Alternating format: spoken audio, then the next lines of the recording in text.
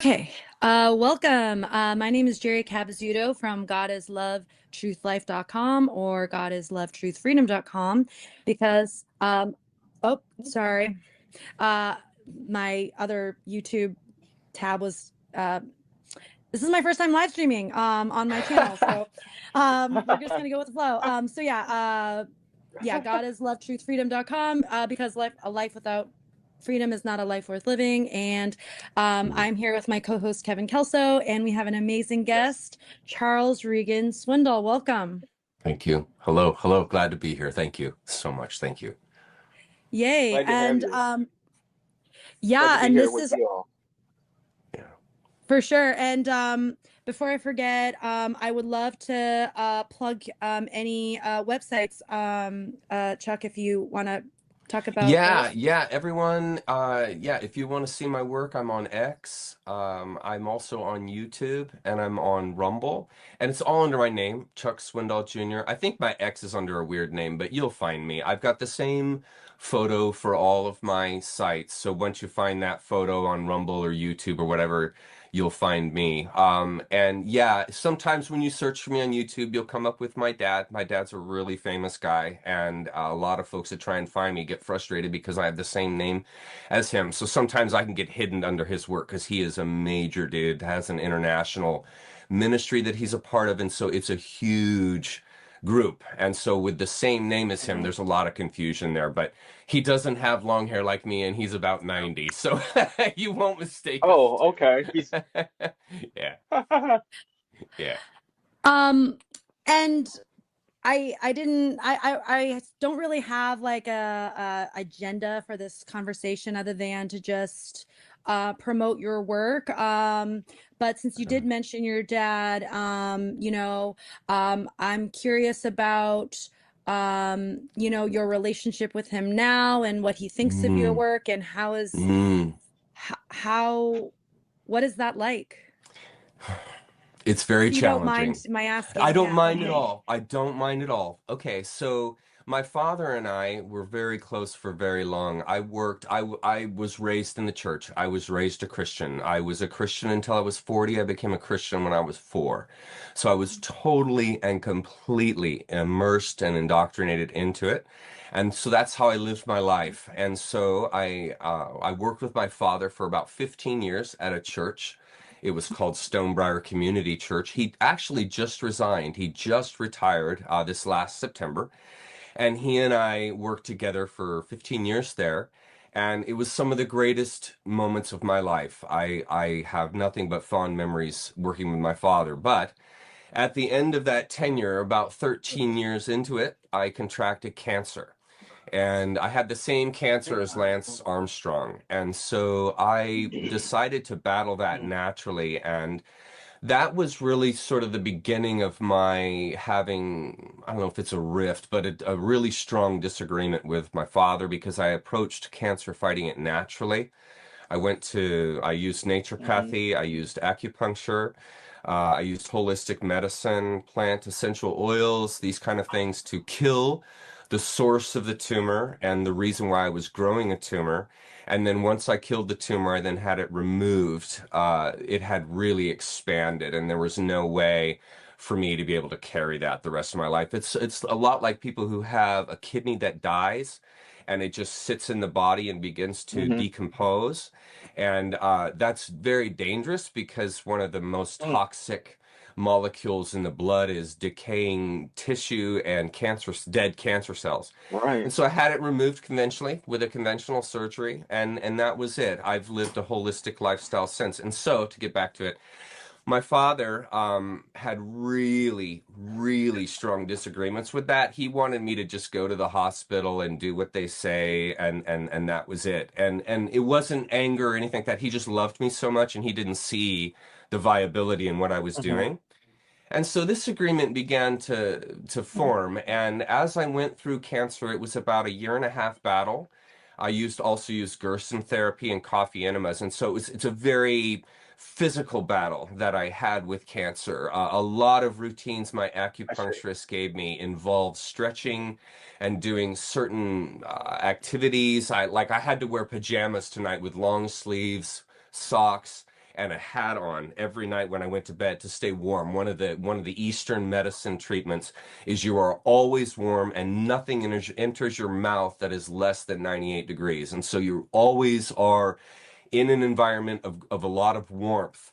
And so it's difficult to do that, giving up ice water, giving up anything cold, and having to go to bed every night wearing long johns basically is frustrating. And so it was like that. And so going through that and then not knowing if I'm going to die that night, doctors, basically all the Western doctors rejected me because I wouldn't follow their protocol. And so I wasn't able to really tightly monitor what was happening. And so that developed a lot of insecurity. And so that actually turned me to the book called The Wisdom of Insecurity by Alan Watts. And when I began to really look into the work of Alan Watts and Joseph Campbell, this was while I had cancer. It was mind-boggling because the fighting cancer sort of puts you in a different mindset than just the normal everyday life. And so when it's a bit like being on a constant trip. And so you see life differently. You see everything that's going around you differently. You see your relationships differently because you stop aligning everything to your belief system. And so since I'd always been a Christian, I had always aligned things into a Christian context. And so all the conclusions I found and all the directives I found was through the Bible, was through normal Christian circles. And so when I had cancer and there was a tremendous rejection from a lot of the circles that I had always looked to, it was like, what's going on here? And so I then began to do a really deep dive into psychology and the psychology that comes with Western religion and the idea of believing that I was a sinner and what this did to me psychologically and believing that I was separate from God and I had to believe a certain way in order to have a relationship with God. And there's a lot of mechanical gymnastics that go along with Western religion. And watching Joseph Campbell and Alan Watts and reading the material began to break down all of these binds that held me into a religious context. And when I left that context, that was really the beginning of mine and my father's separating further and further because my father, he's been a Christian since he was a boy, and he was in his 80s or nearing his 80s when all this was going on with me, 70s. And so he's very set in his ways. And so when I began to think outside the Christian box, and I told him one time when I sat down with him, I had just finished the process. I had just beat cancer, and his ministry, a lot of people in his ministry wanted to have an update on my life. And so he asked me, he said, hey, would you mind? And he didn't know that I was going through all the stuff with Campbell and Watts. He didn't realize that I was going, like I was basically leaving Christianity is what was happening. He didn't know this. Right. And so I was in my office. It was a Saturday. And I was working, and I loved working alone on Saturdays. I was in charge of all the tech at the church, and so I would prepare the sanctuary and all the stuff for the event that was going to be coming up on Sunday. And so I worked Saturdays on my own. And he came down, and it was like 2 p.m, and he sat down, and he officed right next to me. We were tight. We went to lunch every week together, and we were very close. And so he came to my office. And he sat down and he said, hey, Chuck, I just got the letter that you wrote, and it's great. I really appreciate you writing it. Thank you. But he said, there's a massive concern I have with this letter. I said, okay. And he said, well, you never one time mentioned Jesus ever in your entire letter. And he said, I just don't understand why you've done that. And then I said to him, was the one thing I guess that really upset him. But I said to him, I said, well, Dad, that's because Jesus didn't have anything to do with my healing from cancer. And when I said that to him, he looked at me, and there was both a fire as well as a enormous WTF, like, what the hell did you just say? And he said, I don't understand that. And I said, I've really been in a transformative process throughout this ordeal, Dad. And I mean, I was the one who was doing the coffee enemas. I was the one who was taking the supplements. I was going to see the acupuncturist. I was seeing the naturopathic doctor every Mm. week. I was the one who was finding out about my health. I was finding out all the things that need to be done. And these are all things that I am responsible for, that I have to do, and that, it doesn't have anything to do with praying to Jesus or anything that stuff. I mean, this is work in my life that I'm doing. And Right. so I Right. just didn't see Right. it that way. And this really led to a conversation with him that I can't talk about. It's quite private, but it led to a very heavy conversation with him. And that was really the beginning of the end and of my closeness to him. Oh, I'm And from that sorry. point forward, there was an I'm sorry. enormous rift that was there. And this actually further pushed me away from Christianity, because I'm just like, look, if a religion is going to separate me from my father, I want nothing to do with that. Nothing. And because I love my father and I don't need some religion, some God, some entity or whatever to intermediate with that. I mean, I Yeah. love him unconditionally. And so the fact that I don't buy into his religious context anymore should not be a separating factor between us. And this was really when I began to understand how much of an illusion I had been living under being a Christian my whole life. And that it's a religion that talks about relationship and pulling people closer together and pulling closer to God and these kind of ideals. It preaches this. But on the inside, deep down, no, it's a belief system, and you align to that belief system. And if you are not in that belief system, you are out of the circle of trust.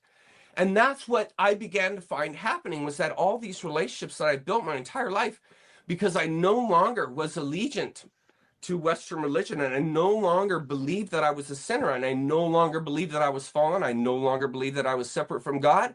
I completely identified with nature, and I saw myself as a nature creature. And so I was like, if all of these people are going to reject Mm. me because I don't believe like them, well, that's a cult. That's a cult. That's what cult members do. Mm. And I was Yep. like, well, this is Right. horrendous. And that really triggered me to understanding, okay, what is the psychology going on here? Because if people will no longer have that much of a relationship and will basically abandon someone that doesn't believe like them anymore, I want to understand the psychology of that and why a person would do that.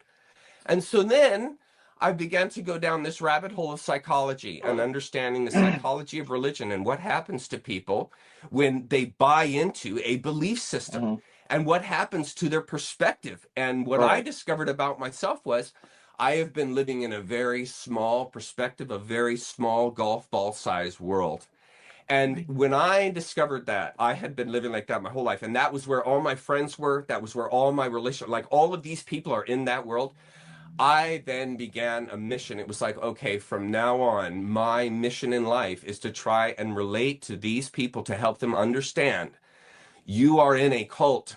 You are in a belief system. I know that you don't like to hear that. I know you don't like to think that. I know you don't like that idea that Christianity is a cult, but I'm here to tell you it is. They believe in one book.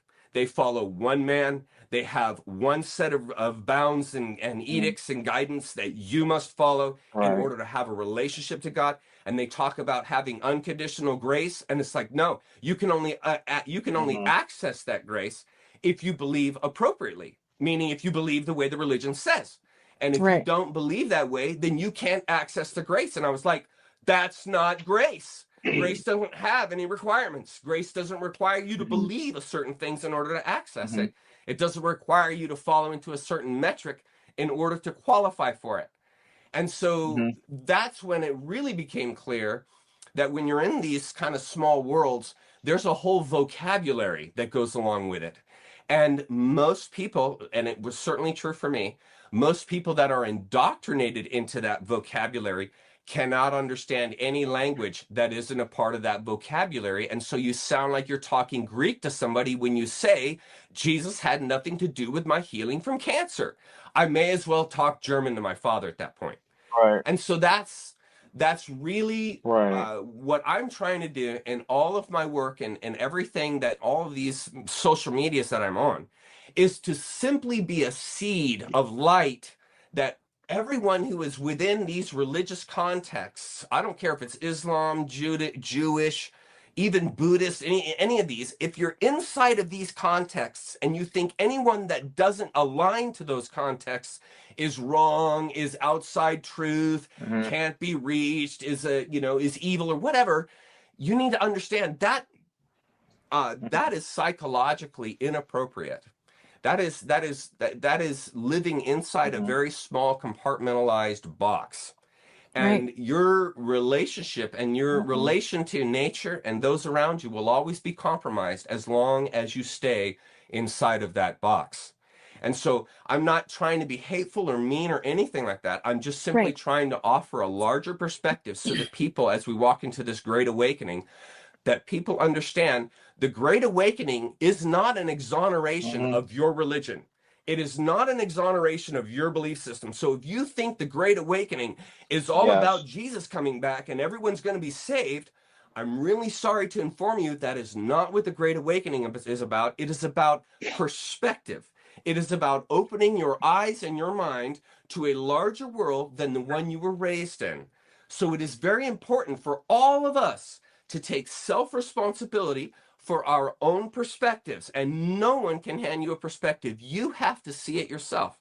And so with this great awakening, it is vitally important for each and every person to step back from their life, from their thinking, all that stuff, and say, what am I actually looking at? What am I actually believing? Because the world is larger than Hmm. any religious system. It is larger than any belief. I promise you, nature is much larger than anything you could get your hands around. So thinking you could get your hands around and fully understand nature, God, yourself, these kind of things, and have it all in one concise book, have it all in one concise way, is like saying, okay, let me introduce you to my friend, and you Hmm. hand someone a book. A book does not define a friend. A book does not define a person. A book does not define God. People, Right. nature, God, these things are outside of those contexts. And so if you're going to understand anything, it's going to be through experience. And so that's what we all need to be doing during this great awakening, is understanding I need to expand my experience. I need to expand my perspective so that I can walk into the great awakening with no anxiety, with clutching to nothing, holding to no Right. belief system and saying, I am a free individual, my heart is free, and I'm walking into this heart Hmm. space as a free person. And that perspective is totally different than someone who says, the Great Awakening is just about my Hmm. religion coming forward and everyone believes like me, and then it's great. That's really not going to be it. So that's why I'm so motivated to do this stuff, is because basically the Western United States is about 80% Christian. And every single one of these people, or most every one of them, think Hmm. that the Great Awakening constellates Christianity. And it doesn't.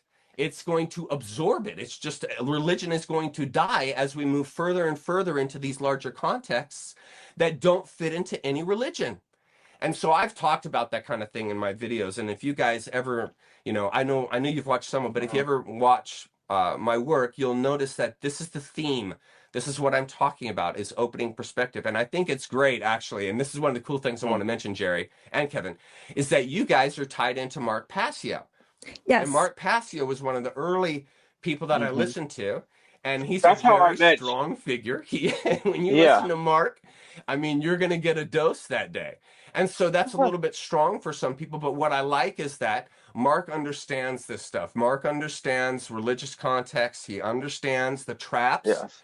that are inside of Western religion. And he does a very good Hmm. job helping people understand nature, that you're a nature creature, and that there are natural Hmm. laws that are a part of life and a part of you. And integrating these things will lower your anxiety and will Hmm. help you understand I am an enigma. I am living in an enigma, and there's not going to be totally Hmm. got it all together in that kind of space. It's going to be a place of experience. It's going to be a place of spontaneity. It's going to be a Hmm. space of revelation and rapture. And that's what you get in a space that you don't know. And that's why it's so important. That's why insecurity is so important, like Alan Watts talked in his book, not having it all dialed in and tracked down, and to live your life free and not having to Right. align to any one system but aligning to your experience and what you know and understand through love and the heart and the chakras and these kind of things. And so that's, that's really great that you guys are tied into him, because I don't think anyone in my audience, or very few in my audience, know anything about Mark Passio. So it's a good opportunity to just let folks know. Mark is a great guy in bringing a different perspective. He's going to be too strong for some people, probably for a lot of people, but he's really great in just giving you the hard facts without any apologies. And I think that's important. And that's going to speak to some people in this Great Awakening, because everybody's going to have their own unique experience. They're going to have the people that they totally resonate with. And they're going to have people that are like, you know what, that guy's a freak. I'm not going to ever listen to him again. And so that's just all part of it. Welcome to life. Welcome to life. It's okay. It's okay that we don't agree. It's okay that we have disagreements. That's healthy. It's really good that we don't live in a echo chamber, and we just are all telling each other what we want to hear and what is all nice and really fits in well. It's real important to be courageous and listen to people who don't say things that you like to hear. And it's really important to not be reactive and not live a life that is in basically response, but rather being proactive by being open to anything that comes in front of you and not being afraid of that. And so, yeah, I just wanted to mention, I think it's great that you guys are tied into Mark Passio. And if you ever see him, tell him I said hello and thank you for the positive influence he's had in my life. Oh my God. Wow. Yeah, well, so. Well, I got interested in Mark Passio by listening to your work. That's amazing. Is that right? That's amazing. You see, what drew me to your work is that you had studied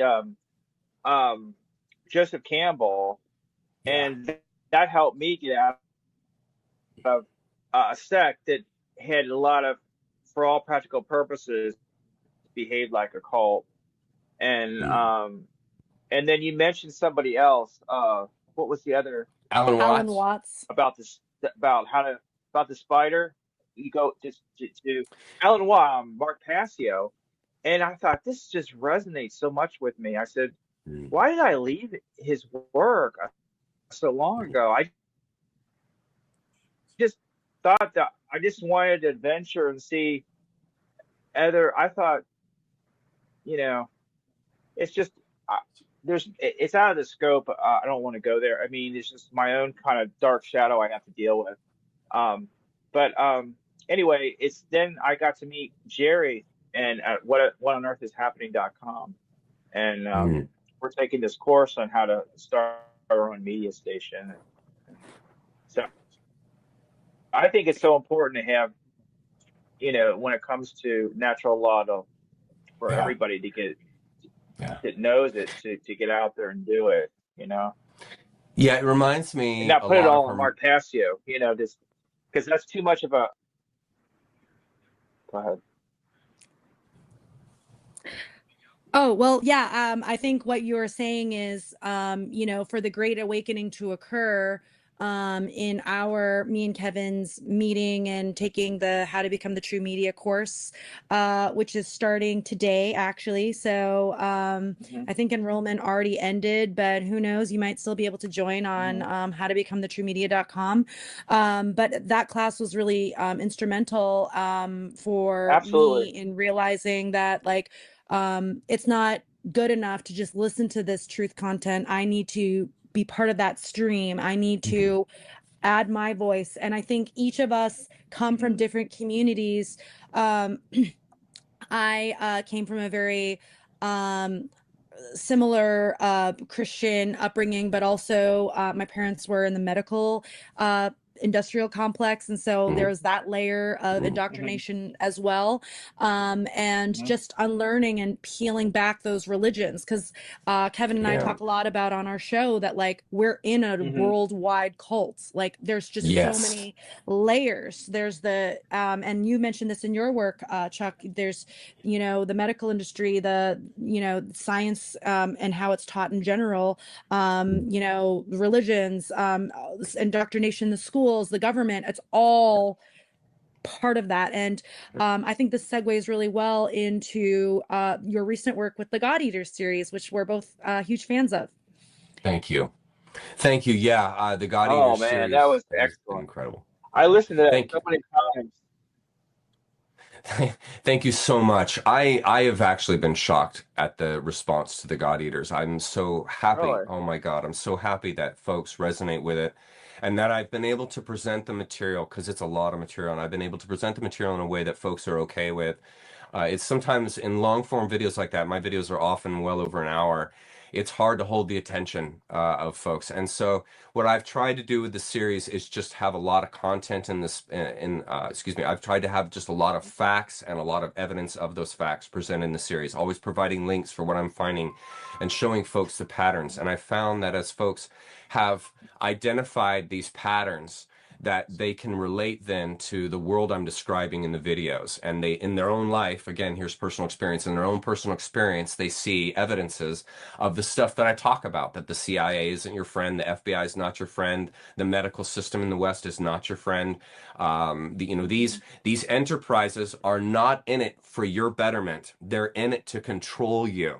They want you in it, but they don't want you in it free. They want you in it controlled, following orders, doing as told, obeying, getting in line. That is what these industrial complexes want.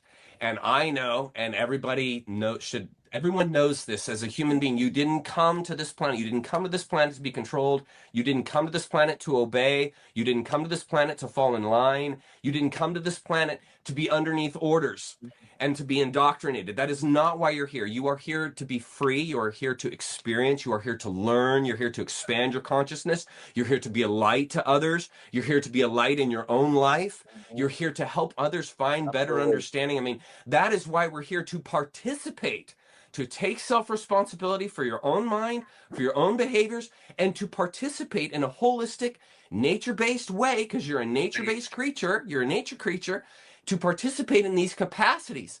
And the reason our society has gotten so crazy is that everybody, like you just said, has been indoctrinated by these really, really foul systems that pose themselves as humane, that pose themselves as helpful, but actually they're extremely destructive to relationships and to the individual. And I mean, anybody who's in the Western medical system will know you get sicker. If you follow the protocols and you go get your chemotherapy and so forth, you might have a good response or result up front or quickly or whatever, but the long term, it poisons you. That's so true. Long term petromedicines poison your liver. Let me say it. It poisons your liver. Long term use of petrochemicals poison your body. And so, you might use a steroid that'll help your skin problem or whatever, but down the road, because you were using these false medicines, you will get sick. It will toxify you, and you will have to do things like coffee enemas to detox your body so that you don't get sick down the road. And all of these systems, religious systems, political systems, medical systems, they make you sick long term. And that's what I was talking about earlier with the religion. Religion makes you sick long term because it puts you inside a very tight context. And it makes you kind of crazy because anybody who doesn't fit in that context with you, you reject, you dismiss, you turn away. And that's not healthy. That's not a humane way of behaving. And so people have to become aware of this stuff, and it's hard work. And that's why my God Eaters series and my Nature as Identity series are so long, is because it is hard work peeling out the layers that you have put on day after day, year after year, believing the same things, following the same orders, falling into the same lines. And if you've been in that for 40 years, you're not going to get over that in 40 hours or 40 days. It's going to take you years of peeling and peeling to get rid of all of these assumptions you have based your life upon. And it is really hard to do. And so that's why I'm doing these videos, is that anybody who will have the courage to hear an alternate perspective about religion, about these different things I mentioned, if they're willing to do that, you then avail yourself of a different perspective. And a basic common sense is to understand having a larger perspective is a better idea than having a small perspective. I mean, that's common sense. And so if I only engaged in the context of my perspective, you see, I'm never expanding my perspective. But if I start walking into rooms, I start walking into fields that are different than my norm, well, I'm availing myself. And it's scary, though, because it's uncomfortable to be in an unknown space because we fear what we don't know. And that harkens back, Kevin, to the story you mentioned about the spider with Right. Alan Watts and the gal that was afraid of black widow spiders, and his Mm-hmm. advice wasn't to fumigate the house and call in, some person that's going to spray chemicals all over the place. Mm-hmm. His Well, idea was yeah. go right into it. Dive right into it, man. Start surrounding yourself with information about black widow spiders, and that understanding, that knowledge will free you from the fear you have of the unknown, because the reason you're afraid of black widow spiders is because you don't Mm-hmm. understand them. You don't know them. But if you learn to know them, just like learning a different context for life, this will expand your horizons. And she actually ended up collecting black widow spiders. She became like this big black widow spider fan. And that is exactly the joy that occurs when you fill your life with larger Mm-hmm. and larger perspectives. You will find that life doesn't give you anxiety. It actually gives you motivation. It doesn't put you into terror. It actually puts you into inspiration. And this freeing aspect is only available, though, if you're courageous enough to walk outside of your context. And so, for an example, until my father is willing to walk out of the religious context that he's in, there will continue to be a separation between us. I don't want the separation. He doesn't want the separation. But the bottom line is, if you're caught in a very tight context, you will remain separated because you're in your little tight world. But if you begin to break out of that world and break out of that context, you yourself free yourself. And no one can hand that to you. You have to do the work. You have to go out and be courageous, get out on the football field and start tackling, start doing it, start participating and risking your health. Seriously, risking your health in order to be outside of your context. Mm-hmm. And that is really what's going on here. And I don't say risking your health in a negative sense. I mean, risking your health in the sense of, if you're caught up in a really tight religion and you leave that religion, you're going to find that your relationships will all change. What you eat will change. Where you go will change. What you watch will change. What you read will change. And you will find that this will alienate you from your life. And all of your friends that you made and all the relationships you built were in that Right. smaller context. And so it takes a courageous person to say, I'm going to risk my health, meaning leaving that context in order to have this different context. And it might cost me some of my friendships. It might cost me some family members. In other words, not being close to these people anymore. But I am willing to do that. I'm willing to risk that because I'm not willing to live in a small context anymore, because I want to be relevant to my society and I want to be relevant to the environment and myself. And I cannot do that in a tight little compartmentalized box, Hmm. Ah, I love Right. everything you said. By the Oh way, my there was God. somebody. That's really well said. There's somebody that was putting up a question earlier. He was asking, before I forget, I should have brought a pen. He made a good point. His name was Otto. I just saw it here. He says his question is, what made you interested in the Khazarian Mafia and its influence on us still has globally? I think that's an excellent question. What made you interested in the Khazarian Mafia? patterns. So if you So write watch that my human origin theory, series. I never one time mentioned the Khazarian Mafia. But you'll notice in that set that all through the set, I'm pointing at some kind of controlling agency entity that's causing things to happen as they do on the planet. Right. And it was in the midst of that and just after that I came across an email, or not email, X post from Cliff High. And Cliff talked about this Khazarian Mafia. And I was reading a book, and Okay. I'm going to Oh find the yeah, I name of remember it. you talking about this. Yeah, and Yes. I was reading a book. I'm going to get the name because it's important for people to have it. Red and Hang on, let white me book. find it. Yeah, it's red. Hang on. It's I've here. And it has, I'm not sure if I'm able to find it, but it has a story of a SRA survivor, a sexual abuse, a religious sexual abuse, a satanic sexual abuse survivor. And he tells us, Kurth Barker is the name of the author. And he tells a story about a family that is kidnapped from the beaches of California.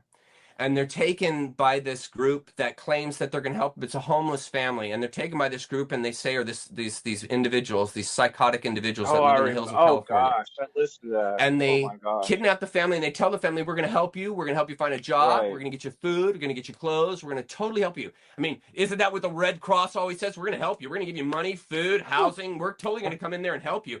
And this family is using the story. And so they take this homeless family from the beaches to their home. And they're the whole time telling them they're going to help them. And when they get to the house, they tie them up. They tie the family up.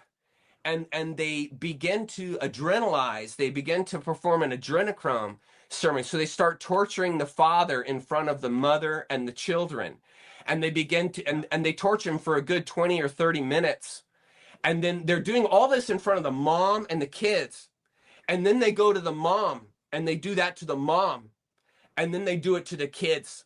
They torture them, adrenalize them, drain their blood, the whole thing. The story is laid out in the book.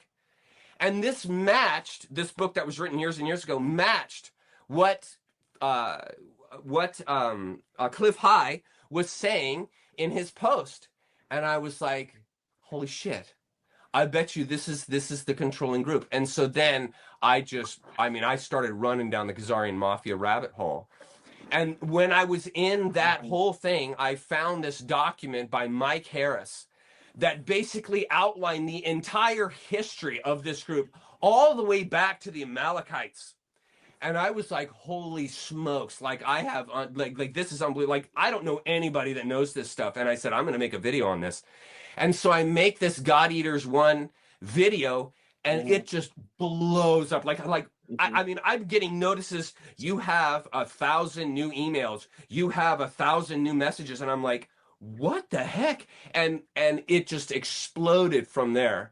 And I began to run down this road, and eventually it led to the CIA. Eventually it leads to the FBI. It leads to all this royal bloodlines, all of these families that have been controlling the world forever, all of these groups that have been basically surreptitiously controlling the world since frickin' Babylon.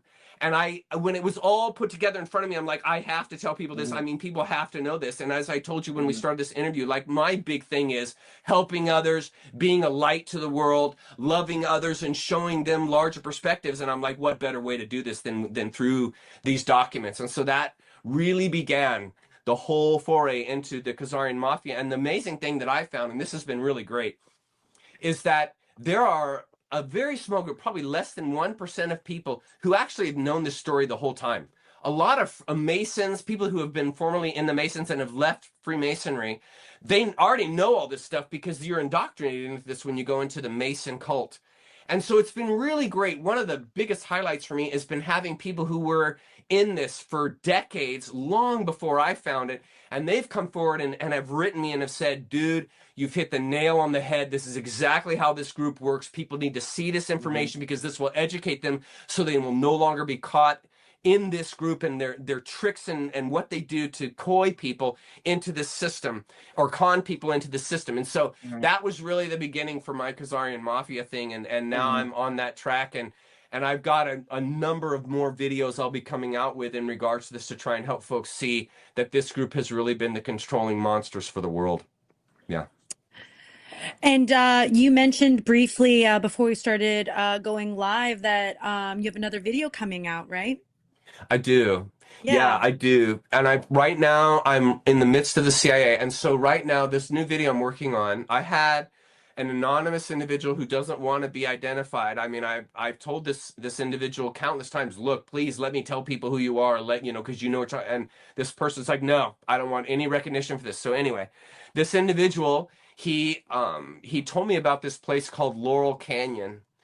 And what I began to Oh my gosh, I heard that from Jordan Maxwell. He talks a lot about that. Laurel Canyon was Jordan the Maxwell talks about Laurel Canyon, for about the human entire sacrifice. love movement that happened in the late 60s. Laurel Canyon is the epicenter. Most every musician that people, I mean, I like a lot of musicians from the late 60s, and I'm a huge classic rock fan, okay? So I'm not down in this stuff at all. I'm just saying that this is the tragedy of our reality. Basically, all those groups that were coming out of the Summer of Love, that were coming out of Woodstock, that were coming out of shit, what is the name of that? Well, it's irrelevant, but we're coming out of these musical movements that were happening in the late 60s. This was all CIA. The whole thing is CIA. None of it was natural. None of it was organic. None of it. Yeah. All of the Yeah, people Jordan that... Maxwell. Go ahead. Yeah, Jordan Maxwell was saying that Laurel Canyon, they did the choreography for the Third Reich, like prepared for, and this is corroborates with people like Anthony C. Sutton, who wrote the book, the connection with the Third Reich and the rise of Nazi Germany. So when I'm listening to Jordan Maxwell talk about, they're like filming it as if whoever wants to get involved, they'll fill it in like you know, you go to Kings Island, you stand in line. But they found Adolf Hitler. Now that's another story why they picked Adolf Hitler. But anyway, go on. I just wanted to say that about Yeah, well, how far it goes back with Laurel Canyon. yeah, it was the springboard. And what I Go realized ahead. was Laurel Canyon was the springboard for all the control of the youth, the counterculture youth movement that happened. They were working, and the reason why they did it was because they're following the baby boomers. Now, at the end of the World War II, there was this massive promotion by the government and by these agencies to everybody to go out, have kids, you know, do that whole thing to build the population. And what I began to realize was that was actually a diabolical thing, because what they were doing is they knew all this boom of babies that was going to be coming from this generation. They wanted to control it. And the first salvo was Laurel Canyon. The first salvo was the Summer of Love. These were salvos for communism. And they were basically using counterculture to brainwash this youth group that they had promoted by doing the baby boom, by promoting everyone, by encouraging everyone to have babies. And they were only doing this to be able to capture that generation of people, re-educate the society, and destroy it from the inside. All of the band members, the Doors, Joni Mitchell, Bonnie Raitt, all of these people that were coming out of the 60s, these are all military family kids. If you look at the parents of these groups, they're all military. It's all psyop. And I'm going to be doing that in my next Khazarian Mafia video. Is I'm exposing this. I'm exposing the identities of the parents of all of the kids that were making the music in the 60s. And they weren't even making the music. It was the CIA. The CIA was making all of the music, writing the music, and bringing in their own musicians who were recording this shit at Laurel Canyon. And then the bands were just figureheads. It was just like the political system now. All of the people in government they're just marionettes for the Khazarian Mafia, and all of the bands that were coming out of the 60s were just marionettes of the CIA. And so it was when I began to put all this stuff together, I was like, holy God. I mean, when people find this stuff out, I mean, this changes the context of everything, because nothing is natural. The entire thing is an orchestration, the entire thing. And so nobody, I mean, they're so good. The controllers are so good. I mean, think of how hard people get caught up in religion. I mean, the controllers are very good at designing thinking methodologies that capture people. And people think, I'm in the summer of love. I am totally about love. I'm totally about connecting and all this kind of stuff. But when you go and study the psychology, it's like, no, man. No, there's no love involved in this at all. This is controlling agency. I mean, these people are destroying your life. And so the only way to render that is through a creative means of showing these patterns. And then you have to let the patterns educate people. So no one's going to believe me, but they will believe the patterns I put out if the patterns match up. And so that's what I try and do in my videos is, here are the patterns. Take these patterns yourself. You go do the work. You go do the research, and you will find when you see the patterns, you yourself will change, because you're like, I'm not going to be a part of that anymore. I'm not going to be a part of a system that controls people and harms people like this. And so, yes, Laurel Canyon, that's going to be the big, that and Satanism. I go into symbolic Satanism, and I take apart some pictures that have been released by these psychopaths, and I show you where they're symbolizing rape. I show you where they're symbolizing human sacrifice. I will show people where they are using the church as an instigating means to get people captured, so that when they're captured, they're totally controlled and they can't think outside of any box. And this destroys a society, because people then have their own little circle of trust, and they don't accept or allow anybody into their circle of trust. And when you separate a society like that, when you put context into a society like that that causes people to reject each other and fight, that society destroys itself. Because societies don't die from war, they die from suicide. And so this is how you get a society to commit I remember, suicide. I saw that. Yeah. Thank you. Right. Wow. You know, and in terms of like going into rabbit holes, the way I see They get it, them if you to just go, self-loathe, to hate right, oneself. it doesn't matter what rabbit hole you go down, whether you go down the Epstein rabbit hole, the P. Diddy Yes. rabbit hole in more recent Yes. times, or just Yes. for me, satanic ritual abuse Yes. research, looking at the medical industry and how fucked up that is. You know, it Yes. doesn't matter which hole, it all leads to that same pit. Yes, and something I want to mention very quickly.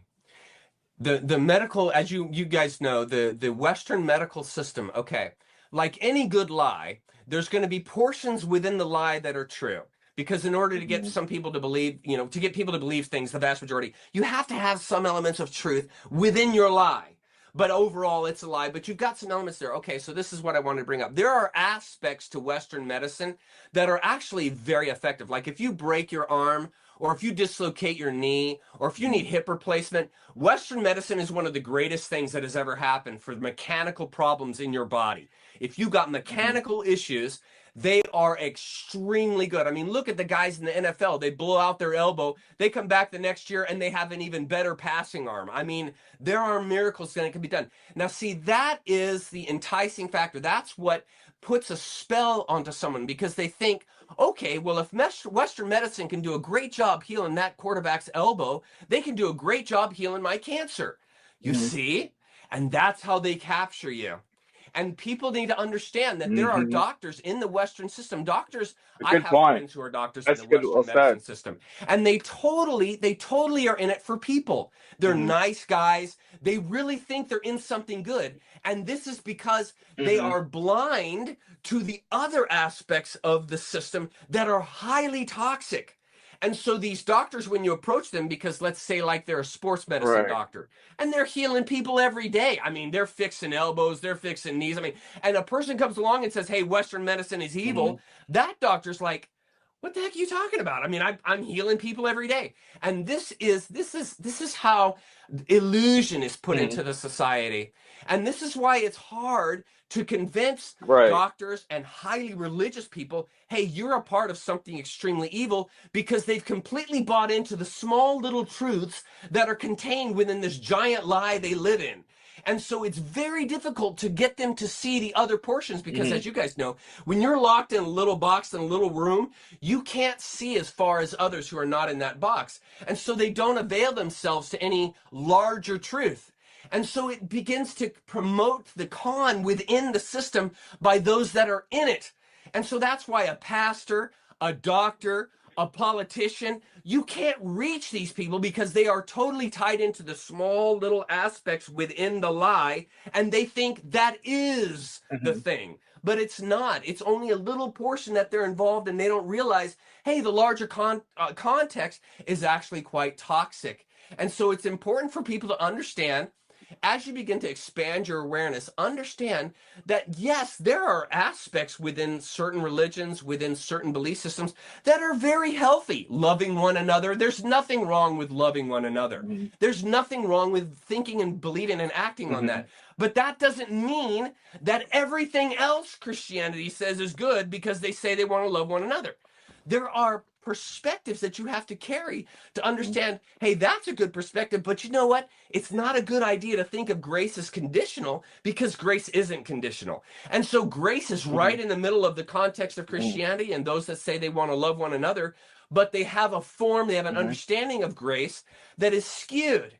And they don't realize that it's skewed, just like the doctor doesn't realize that treating cancer with chemotherapy is skewed, because they don't see the larger context at work. And so that's why a big reason why my videos are Mhm. so long is because it's giving you these different contexts and perspectives so that you can see that there Mhm. are aspects that are true, but the larger context is a lie, and you have to get outside of that context in order to see the whole thing. And so that's something I wanted to mention when you Right. were mentioning the Western medicine system. I wanted to mention that because people get really confused and they actually get angry because when I say to somebody, Jesus had nothing to do with my healing from cancer, they're offended by that because they identify through Jesus. And what they've got to understand is you are in a context. Identify with me human to human. Identify with me as a nature creature, and you will understand I don't have your bad interest in mind. I have your best interest in mind. And when I say these things, I'm not trying to Mhm. con you. I'm trying to show you a larger experience so that you can free yourself because I can't free you. And no religion can free you. Mhm. You have to free yourself. And that means opening up your mind. That's what freeing yourself means. It means opening up your mind Mhm. past the limitations, past the aspects that have always been your thing, and opening up past that so that you can exist in a reality that isn't tied to a particular context. So I just wanted to mention that. Thank you. I'm just sitting here nodding. I'm just like, yep, keep going. That's Thank you. amazing. Thank you.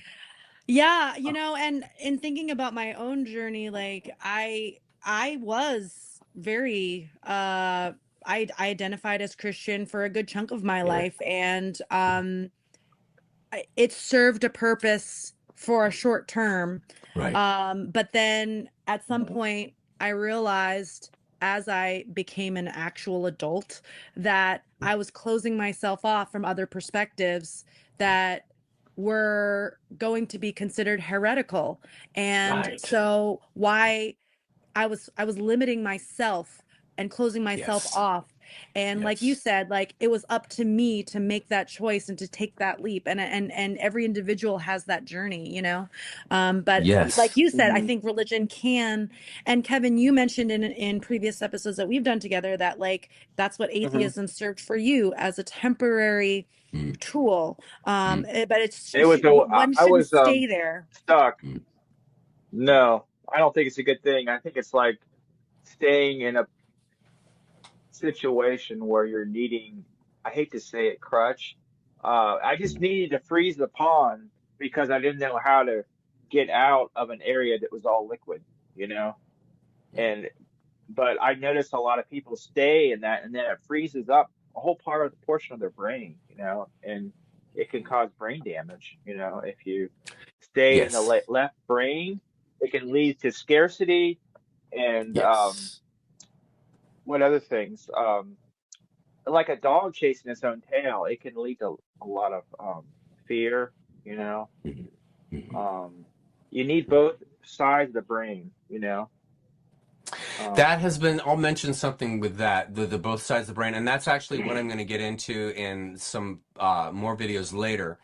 But is that aspect right there, is this left and right brain. Okay, so follow this. This is an example I'm going to use in my next video. So look at the way Disney works. Now, as we know, Disney is a programming agency. They're here to program children, and it's pretty clear, you know, to most anybody that's done any research. Okay, so the way Disney works is it entices the child by putting them into a fantasy. So the child begins to watch the movie and they walk into this world and there's these fun people that are in the movie and they have these fun, crazy personalities.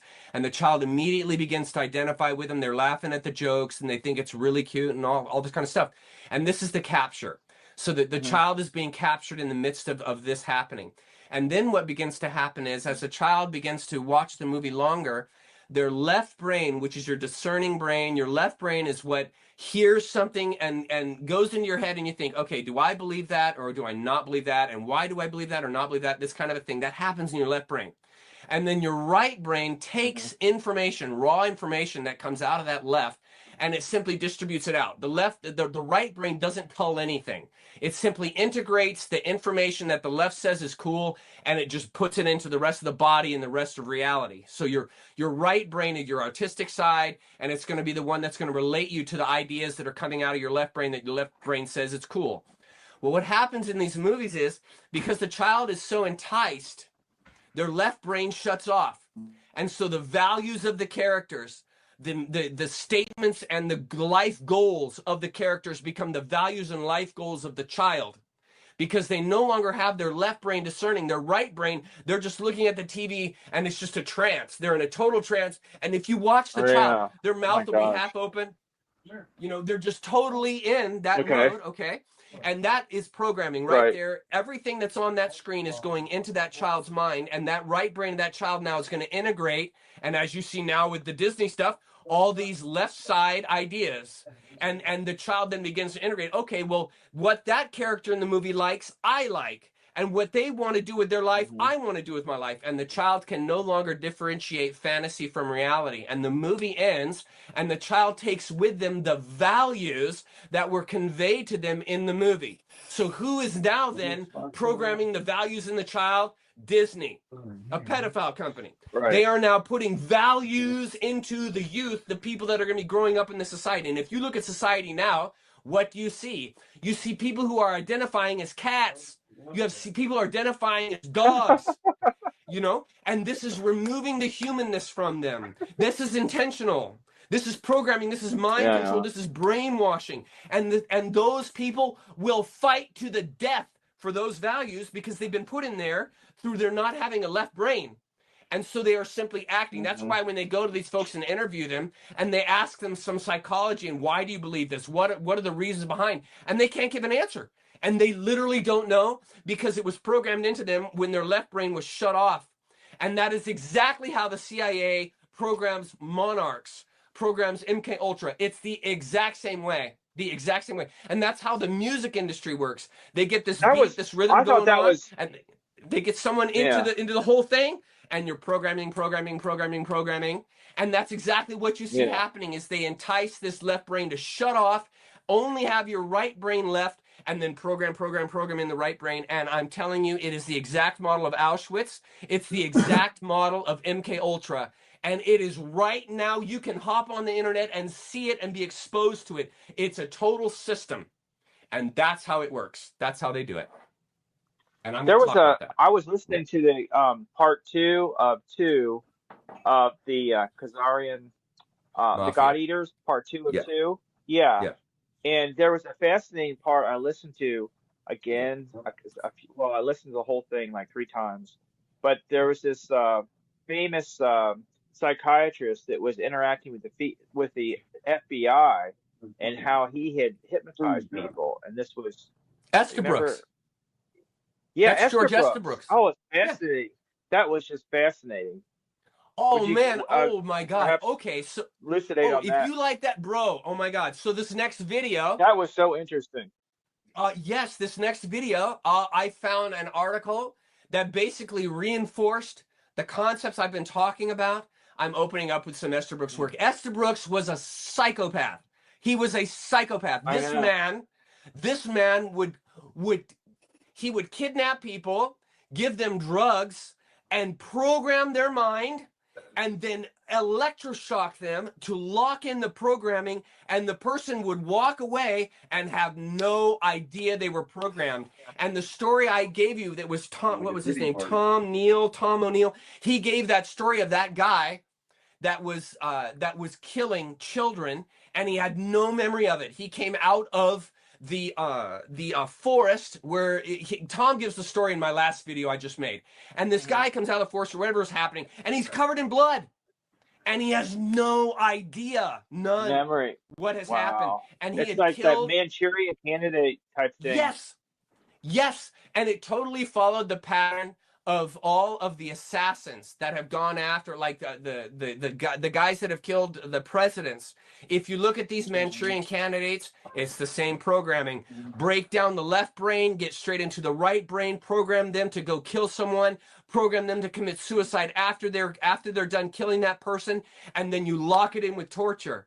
Sexual abuse and sodomy is what they do with kids, to lock it in with torture. And then that person goes to sleep and wakes up and they have no idea it happened. None.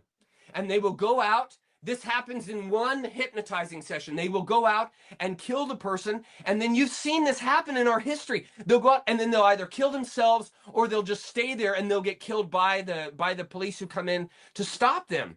And this person, if they don't kill them and they bring them behind bars, When they interview them, they will have no access to the personality that performed the killings. So when they talk to them, they'll pass a lie detector test because they literally have no idea that they did that because it was programmed in an alternate personality. And I am going to be getting into that programming exactly in the coming videos in how they take a person and they shut off that personality in that individual.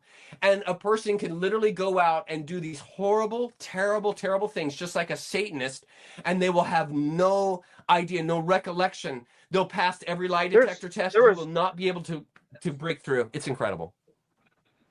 I think there's some kind of a natural herb in South America called devil's breath, scalamine, that causes a person to go Scopolamine. It's a tranquilizer. Scopolamine.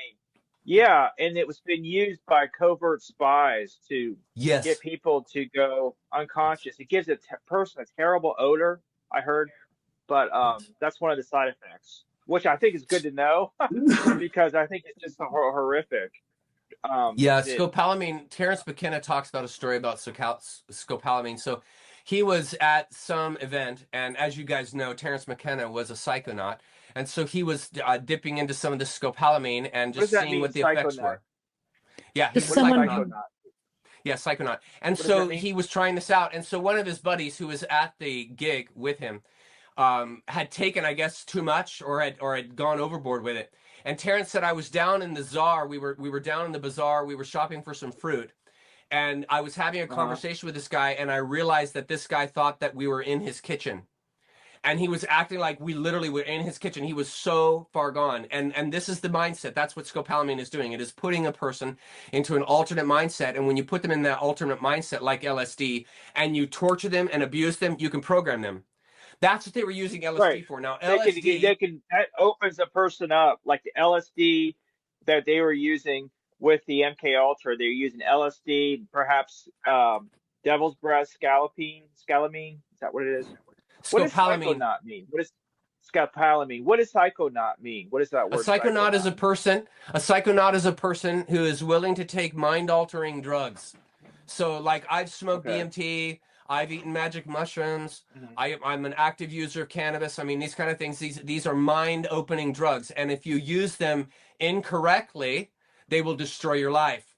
So they're just like with sugar. Sugar is absolutely delicious, but if you get addicted to it, it'll destroy your life. It'll make you obese. It'll give you diabetes, and it'll kill you. Okay, so this is life. Folks need to understand. Don't separate life into you can do this, you can't do that. When you get like that, when you get polarized like that, it makes you imbalanced. So what you need to understand is these plant medicines like magic mushrooms, like DMT, LSD even, which is created in a lab, but LSD, which is an ergot alkaloid. Okay, the whole meaning and reason for these things is to help a person break down programming. That's what they do. They erase your hard drive. And so a person who's trying to heal, say they're trying to get out of a religion, they're trying to quit smoking, they're trying to not be obese, or they're trying to lose weight or whatever. They're in a mindset that they have to get out of to be healthy. And so what the meaning, the purpose of these drugs is to help you break down that mindset so that you can be in a healthier mindset, so that you're not obese, so that you're not a drug addict. You see? But we've been trained by a fouled up DEA that basically says all of these drugs are bad and all of these drugs are good. And you got psychopaths who are telling people what's good and what's bad. And so this is what causes such incredible misinformation, misunderstanding in the world, is that people don't understand there's nothing wrong with being a psychonaut, because this person is simply utilizing methods offered by nature to be able to break out of a small mindset. Of course, if you abuse the drugs, of course, if you overuse them or any of these kind of things, if you use them illicitly, then of course they're going to harm you. Of course they are. But see, a person who goes in and does their homework, does the work to understand what scopolamine is, does the work to understand what DMT is, does their work to understand what the pineal gland is, does their work to understand what magic mushrooms are and what psilocybin and what psilocin is, and understands the chemistry that's behind this stuff, you then can utilize it as an asset to break out of your small world and become more humane, become more oriented to nature. That's exactly what cannabis does. It aligns you to nature. It aligns you to your authentic self. Yes, Hmm. if you abuse it and use it until you're drooling, laying on the couch and doing nothing all day, yes, that's not a Hmm. good idea. That's a bad way to use cannabis. But cannabis is also Right. extremely inspiring artistically. And some of the best writing I've ever done, some of the best videos I've ever done, I have been totally high. And it is because it opens your mind to a larger world and you better can convey that to others. You see? And so just Hmm. like putting sugar in a Right. dessert, it's absolutely delicious. Enjoy the dessert. Enjoy it. It's there to be Right. enjoyed. There's nothing wrong with it. Have a great time. But if you eat pie every single day, you're going to get sick. You're going to get diabetes. You're going to get obese. You're abusing it. But no Right. one would ever see sugar as an abusive drug. You see, Hmm. because they've been programmed bad. Right. That's the point I'm making here. I think There are it. all these I think it's contexts in good life. for. Yeah. Yeah. Sorry. Go I ahead. think it's there. A lot of these could be good for people who have certain balances, like medically. Yeah. If a person has a condition, you need a herb or something, and if one has Yes. um, mind imbalances, do like being in a cult or something. But Yes. ultimately, I think we're complete as we are. But if we get sick or we're in a rut, these can really help. Like if you're in a medical Yes. rut, you have cancer, you look for a herb. If you're in a total funk, you go to a psychiatrist. But sometimes they're controlled by the AMA and they have limitations. So I think it's if you, in terms of natural law, we should have the right to put what we want in our body. And Bam. informed consent is the thing. Informed consent, not censoring information. What they did to hemp is tremendously wrong. It has so many Yes. applications. Yes. It broke down mind control is the thing that they didn't like. Bam. You know, Yeah, and actually, I remember I don't even smoke listening. hemp, but it's too expensive for me. Well, I Grow remember your But own. listening I'm just to. saying that. Yeah. Go I, ahead. I was just gonna say, I remember listening to Kathy O'Brien, and she mentioned She's in. wonderful. She's Yeah. amazing. During her programming, she was not allowed to smoke pot. It would, because it Right. completely, I'm as glad you said Chuck that. just mentioned, it Yes. just dissolves Say all the that. programming. And I totally Right. agree. I'm also a psychonaut, and the way I think of it is I'm an adult, and I Yeah. am choosing as an adult Right. to deprogram myself. Exactly. And Hmm. I do it as on an as needed basis. And when my children are adults, and I loved your conversation you had with your daughter. I watched that and Yeah. I was like, oh my Oh, God, I love that. so I watched amazing. that. That was so Thank good. you. Yeah.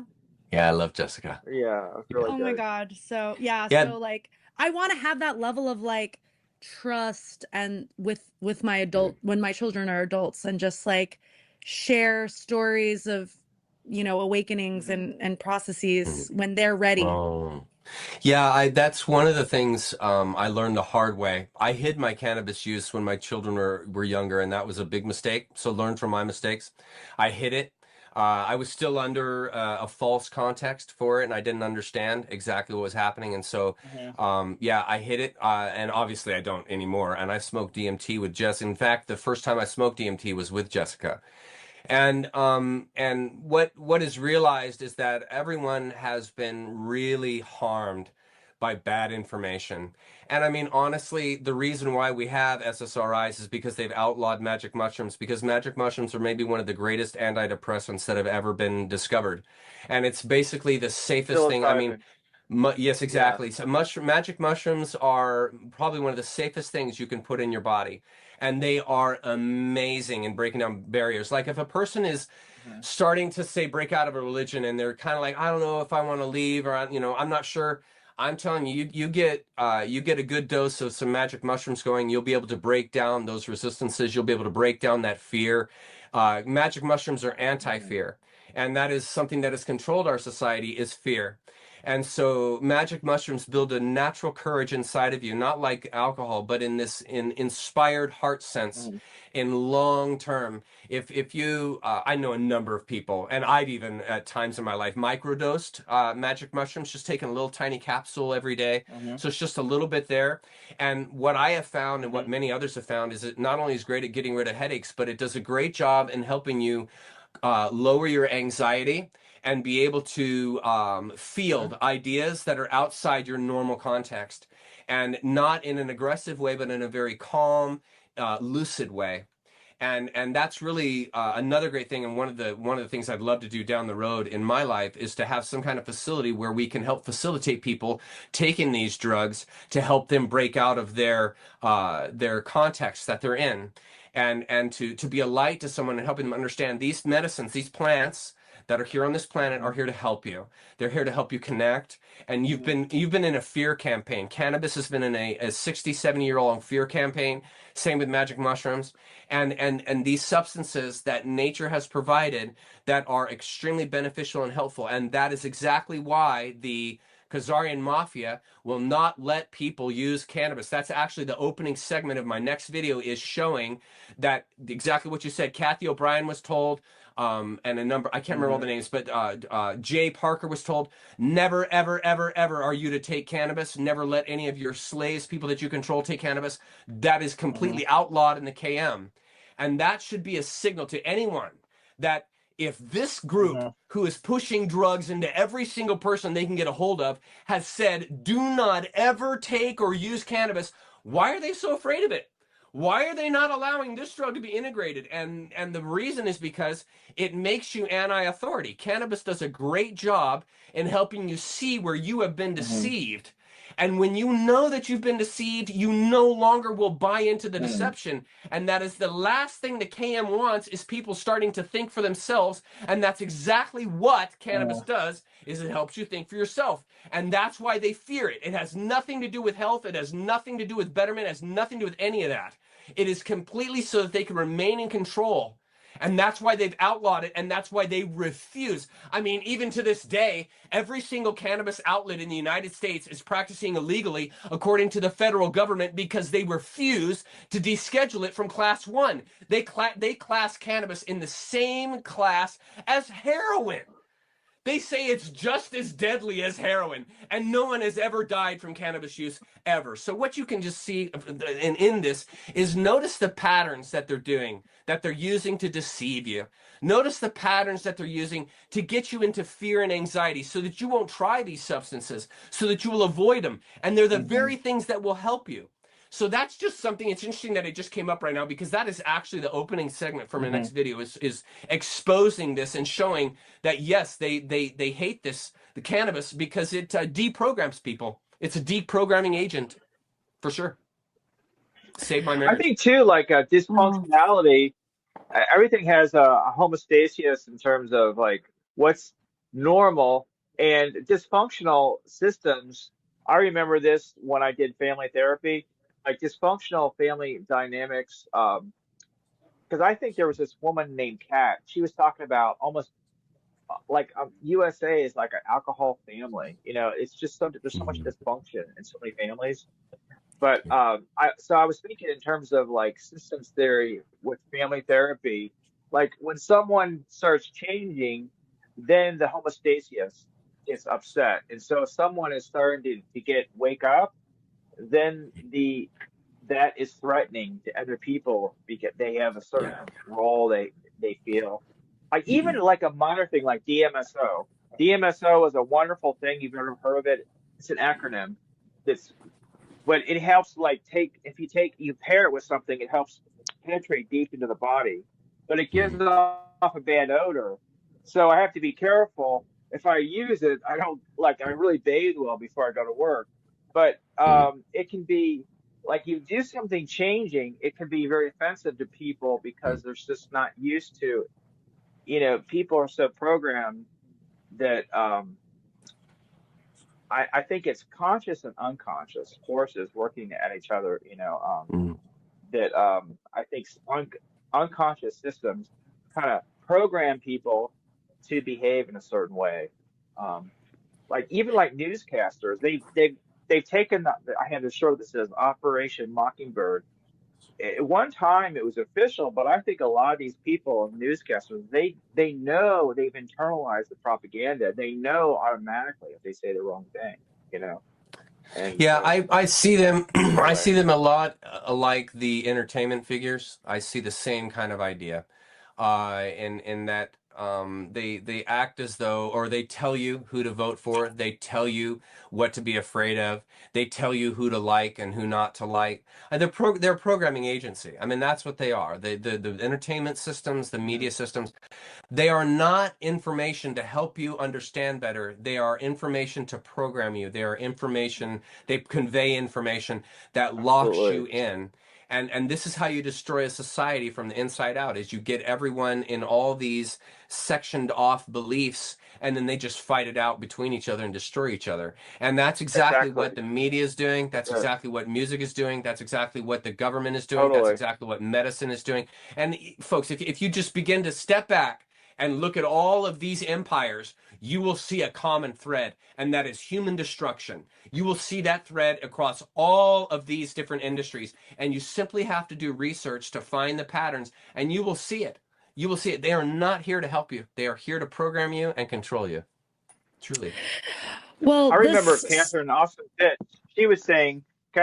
Fitts was saying that the main purpose, she worked for Ronald Reagan as the assistant under HUD, and she was saying that the primary purpose of the medical establishment is the destruction of the middle class. That's how. Yeah. And then she said similar that the primary purpose of the criminal justice system is to keep servile working class people. And Yeah. so, anyway, Well, the I just reason they that's invented the important to women's make lib reference. was to get another tax base. That's why they invented women's lib. Yeah, It wasn't to liberate any women. It was to get money from them. It was to get yeah, taxes from them and to pull them out of the family so that the and government get would raise the kids. Dude, people need to yes, understand. Please absolutely, understand. These groups do a very good job conning people. They're very good at it. That's why people yes, believe the Red Cross. That's why they believe it. Because that group is very good at convincing people they're here to help. And it's the same thing with medicine. It's the same thing with religion. It's the same thing with politics. They are here to control you. yeah, It's not about being humane and helping society and helping others at all. And so it's people just need to snap out of the assumption, hey, the Red Cross is here to help me. Hey, religion is here to help me. Hey, my politician is here to help me. They've got to snap out of this idea of assumption and leave that behind and say, wait a minute, what is really going on here? What really happens when I mm, believe in this stuff? And so, yeah, man, absolutely. It's so important that right, people do the research and figure this stuff out. It's right in front of you. Yeah. well, this segues well into right, my next question, because I know a lot of, including some of your God Eater series and other videos that you've done, um, have been taken down by the very platform that we're using to live stream now, Yeah. YouTube. mm, Yeah. Yeah. And then, Kevin and I have had some videos of ours taken down. And what yeah, inspires you two that I to know of. what inspires you to tell the truth, to Persist. to persist, to fight the Right, what Mockingjay media? exactly? Like what inspired you as you were doing this research, as you came out in what sounds like an initiation process almost with your cancer diagnosis, Mhm. to awaken not only yourself but to awaken others? Like what inspired you to do that? Yeah. Okay. So when I left Texas, I had lived in Texas. This was when I was fighting cancer. When I was working with my dad, I was in Mhm. Texas, Frisco, Texas. And when I left there and I got out of the normal context that I was in, I had a lot of time to think. Living in a forest is extremely healing because it's silent. I get emotional. I got to hold this together. And so when you get in that environment, you begin to really think about yourself and about where you come from. And there's a clarity that begins to happen. And you begin to, when you get out of the context you've always been in, you begin to see more clearly. And it was the realization that all of my friends, all of my family, basically every Christian, is in the context that I was in that made me sick.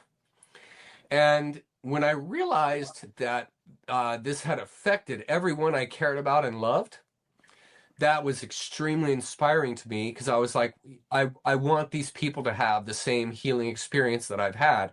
Not the same exact context, but the same experience of realizing where I was thinking to realizing what my perspective is outside of that thinking context.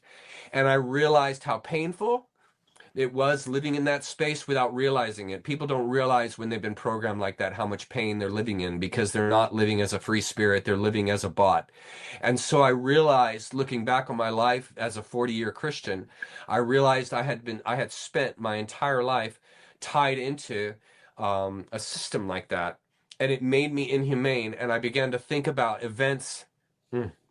I began to think about events, decisions that I made, and my behaviors in some of the ways that I lived, that I was, without realizing it, I was hurting people. In the context of thinking I was loving them, I was actually really harming them.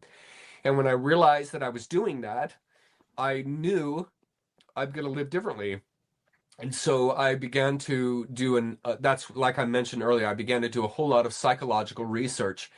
How did I get caught up in that context? How did I get caught up in that belief system that would make me behave in such an inhumane way, where when people didn't think like me and didn't believe in Jesus like me, and they didn't believe in heaven and hell like me, like I actually, wanted to go after them, and I wanted to prove to them that this is real and this is the way it is. And you get, it's dogmatism, and it's very harmful, and it's inhumane, and it's not centered in love. And so the letters that I get to finally answer your question, the letters that I get from people where they say,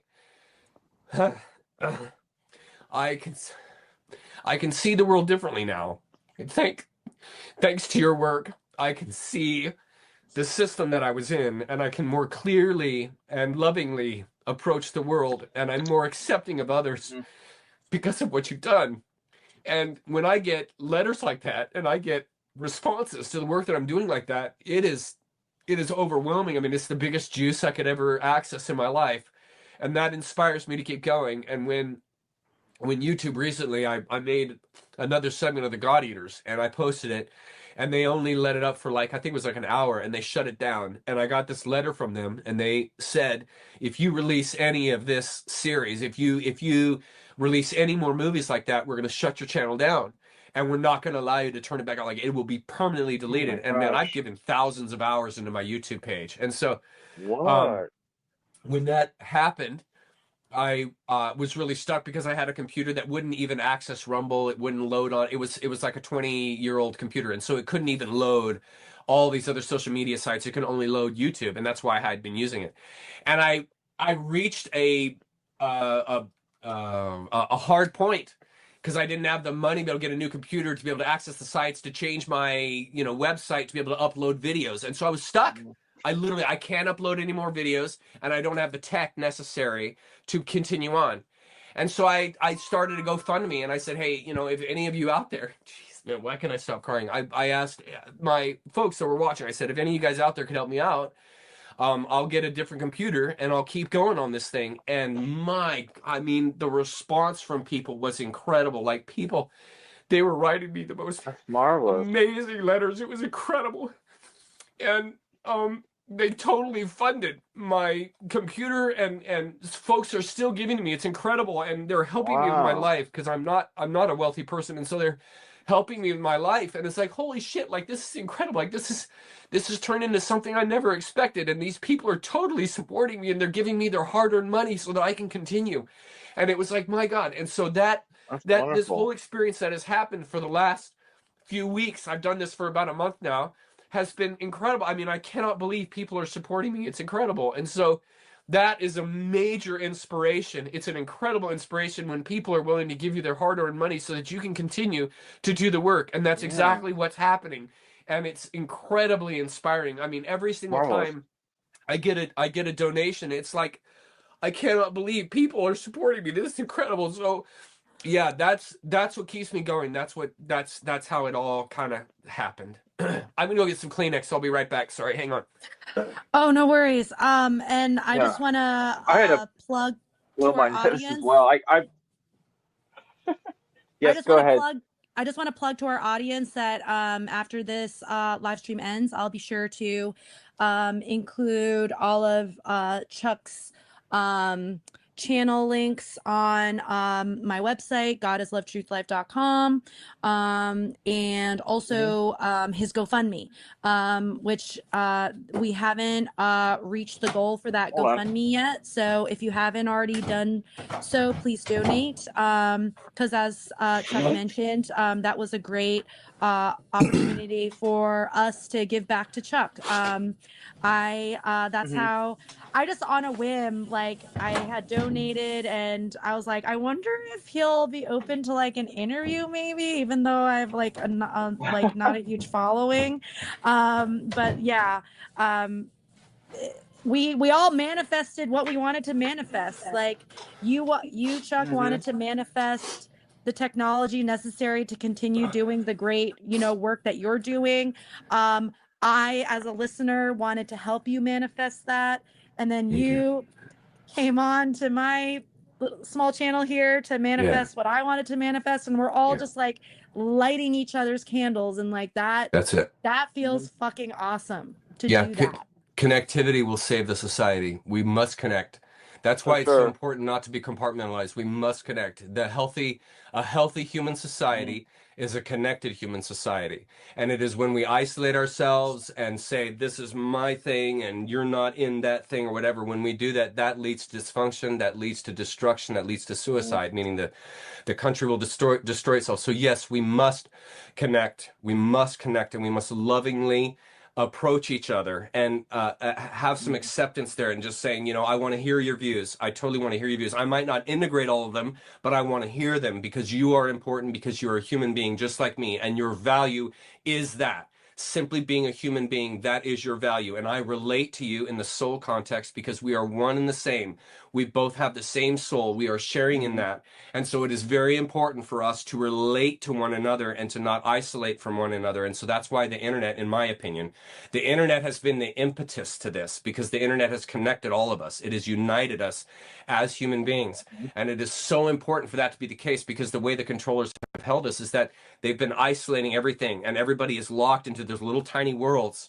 And it's very easy to control a society when everybody is locked into those little worlds, and you have trigger words that you can use to get those people to fight with one another. And that's exactly what's been happening here. Absolutely. And so, yes, you're right. Neuralistic programming. Yes. One of my favorite series you did was Nature as Identity. Chuck, one of my favorite, because you just were, correct me if I'm wrong, Nature as Identity, doesn't that series, I think there's 3 parts. Nature as Identity that was the series you did? Correct me if I'm wrong, isn't it?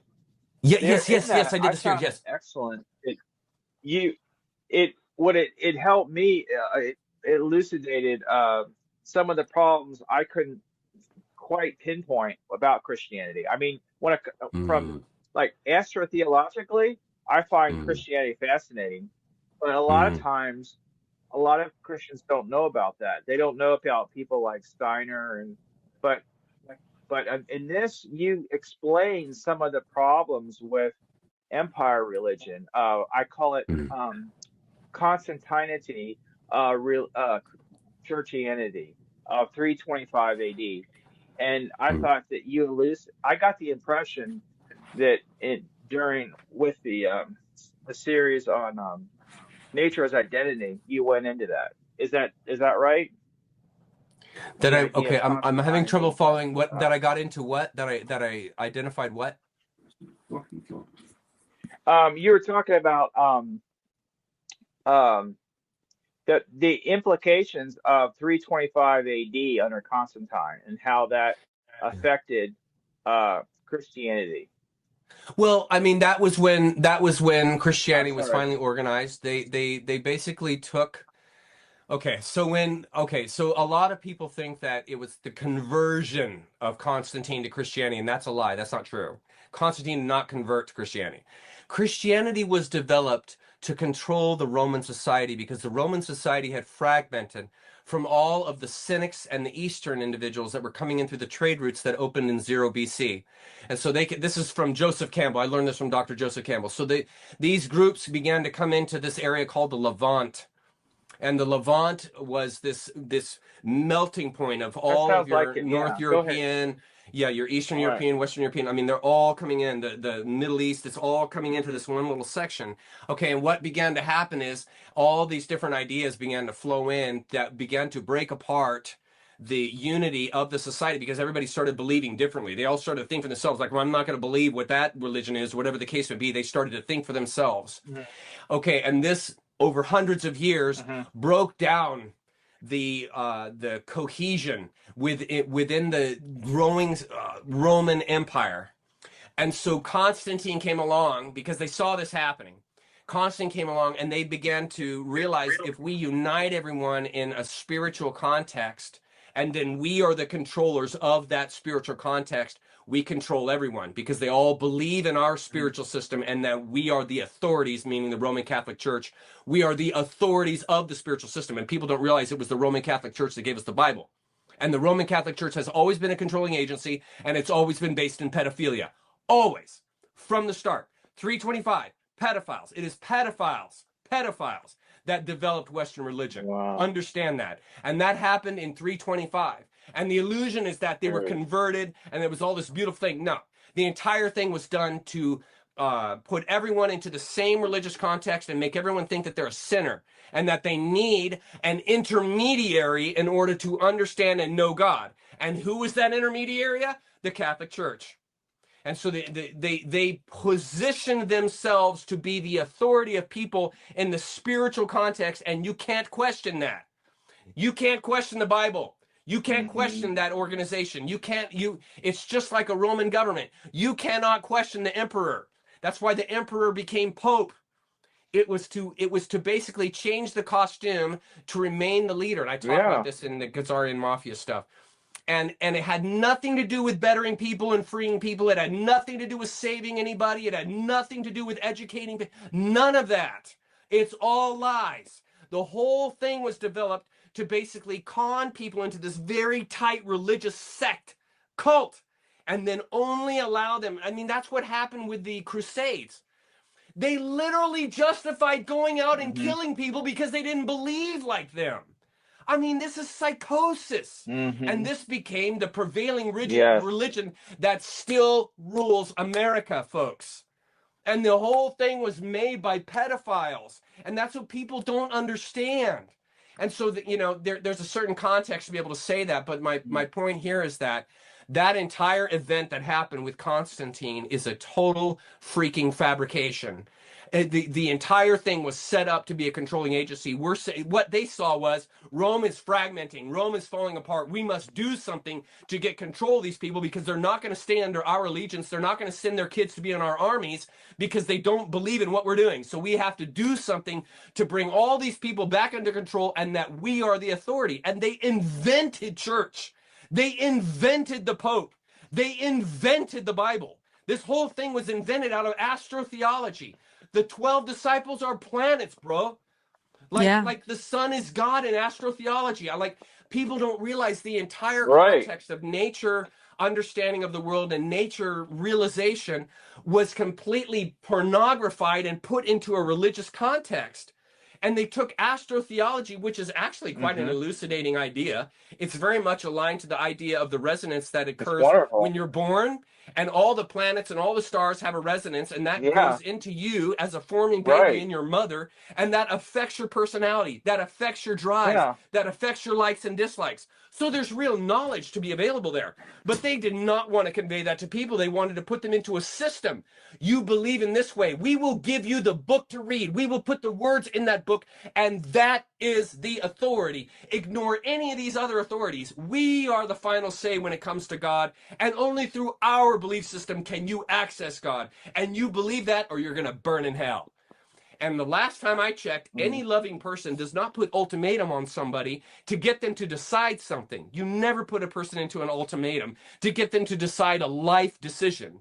And that's exactly what it does to this day. It puts people into this crisis moment where it's like, if I don't believe this, I'm going to go to hell. So I have to believe this or I'm screwed. That is programming. That's mind programming. That's manipulation. I mean, folks, see this for what it is. This is manipulation when you tell people this book is your authority and you can't believe anything else. Folks, that's manipulation. That's not what a loving person does. That's not what a Right. loving society does. They don't come into you and say, hey, you believe Right. like us or we're going to kill you. You believe like us, you're going to go to hell. That is not what a loving society does. And so that's another illusion that I'm trying to break people out of, is that whole thing that happened with Constantine and that whole lie that everyone is bought into. Sorry for the break. Right. No, I I love think there's it. even And a I think, constellation in the heavens. I think go ahead. you go ahead. Oh, I was just going Well, I to was gonna say I say think there's this that, constellation. go ahead, Kevin. There must be a delay when I start. There's a delay with you, Kevin. Uh, There's not a delay with me I and think Jerry, there's but this there's a delay with you. Yeah. Oh, there is. Oh, okay. I appreciate you saying that. Okay, there's this constellation in the heavens. I think it was what was his name? That Joseph Farrell would often no, not Joseph Farrell, but Robert um Jordan Maxwell would often refer to him. But Hmm. he got his honorarium in astrotheology, but he was talking about how there's in a constellation in the heavens of a baby born in a stable in a manger, and I think that to me helped bring Interesting. up, because when I think of Christmas, I think about the Christ child being born in a manger. That brought to life that to me in a wonderful Interesting. way. Interesting. So sometimes it's nice Interesting. when he can bring to life something that's been concretized Hidden. Yeah. and yet bring it to life in a new way. Yes, go ahead, Jerry. Oh, I was just You're gonna gonna sort say of something, Jerry. widen the lens a little bit and talk about, whether it's religion as an authority, government as an authority, scientism as an authority, teachers and education as authority. The problem is authority. The problem is um, externalizing one's own power outside of oneself. And if Hmm. people can um, dissolve these illusions of authority that they've built in their lives and be their own sovereign being, we'll see a different society, you know? Yeah, without any doubt. And that's, I mean, to me, that's the whole point of the Great Awakening, is all of us expanding, all of us opening, all of us really realizing. I have been in a con my whole life. That's what people need to realize. I've been totally manipulated by these groups, and understandably, I'm right there with you. I was raised in the same world that you are, my friend, the same world. And I was in the cons. I believed all that stuff. I did as I was told. I obeyed. I completely understand. I'm not standing here saying I'm this high and mighty and never fell for that. I mean, I completely fell for that stuff. And so the whole point of this Great Awakening is really a humanistic sense, and that is to bring out the humanness in people, to bring out the compassion. That's what makes you human. It's the compassion that is within you, that identity that you see in others, the identity you see in the tree, the identity you see in the planets, the identity you see in your mother. This is the common identity for all of nature. And this is what is going to bring about understanding, is realizing that it's not a context that you can put it in, because nature doesn't fit in a book. It's going to be through experience that you're going to find understanding, not through a movie, not through a book, not through a person. You're going to find it through your own experience. And so, experiencing that book, experiencing that person, experiencing that event, yes, those are all important, but they are not the thing. The thing is outside of words, outside of anything you can name. And so you just are getting closer to it when you expose yourself to all these different aspects, because as a human being, it's that compassion that's going to bring to you understanding, love, and wisdom, and all this stuff that you're seeking for fulfillment. That's going to come through your compassion, through your heart. That's what the heart chakra is for. It's to link the bottom three chakras, which are all about the physical stuff, with the top three chakras, which are all about the spiritual stuff. And the heart is the turning point, is the key. It's the key element. And it allows you to relate these two unrelated spaces directly and see the commonality between them. And this heart-centered idea is really the key, because that's the key to your humanness, is this compassion that you have, this identity. That's why I named my series Nature as Identity, because when you relate and identify with nature, you're relating to your source. You're relating to your source, Geri, your source, Kevin, your source, listener. All of us have the same source, this animating force that is within us. And this will ignite your compassion because I see you in me and I see me in you. And when we see that kind of a thing, we identify with each other. There's nothing but love that's going to be coming out of that. There's nothing but love and compassion. And I want to be a light to you because you're a light to me because I'm a light to you. It's just this giving and taking. Exactly what you mentioned earlier, Geri, is us connecting together. And that happens through the soul. That happens through the intrinsic aspect that none of us can name. And so we talk about it. We talk about it in the religious context. We talk about it in political context. We're talking about it, right? But none of us can fully name it. And that's why it's so important to have all these different experiences so that you can integrate to then see what can't be seen, to understand what can't be understood. And that's the enigma that you are and the enigma that nature is. You see, and this can't be put into words. And so that's why it's so important for us to connect and share this enigma with each other. And this will ignite us as a society and motivate us in a human sense for human values, meaning compassion and love. If that makes sense. I hope that makes sense. It does. And I wanna ask you this question because I find this in my work a lot. We know about the Khazarian Mafia. We know about the satanic ritual abuse, the systems of control in the media, in religion, in government, in science, in all these aspects of our society. How do we encourage people not to be blackpilled? How do we encourage them to move past this knowledge onto, as you just said, the knowledge of source and connection and love and nature and how the answer is within? Like, how do we help people bridge that gap? Because I'm finding that even in our sort of truth, freedom, spiritual community that we're all part of, people become depressed. People feel overwhelmed by these systems of control and the millennia that these control systems have been in existence. And I love what you said in one of your videos, I think it was in your Human Origins series, about how, we're light beings and how, origins don't matter, essentially. But basically, I would love to hear your thoughts. Like, how do you, if you're talking to someone in our community or not, just in general, who's black-pilled, how do you get them out of that? Show them patterns. Show them patterns where there's consistently anti-human agenda at work. Show them the patterns that within these people who claim to be beneficent, who claim to be philanthropists that are here to help you.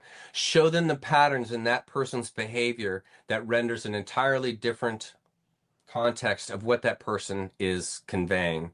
It's sort of like, it's the same way. How do you convince someone that the Red Cross is corrupt?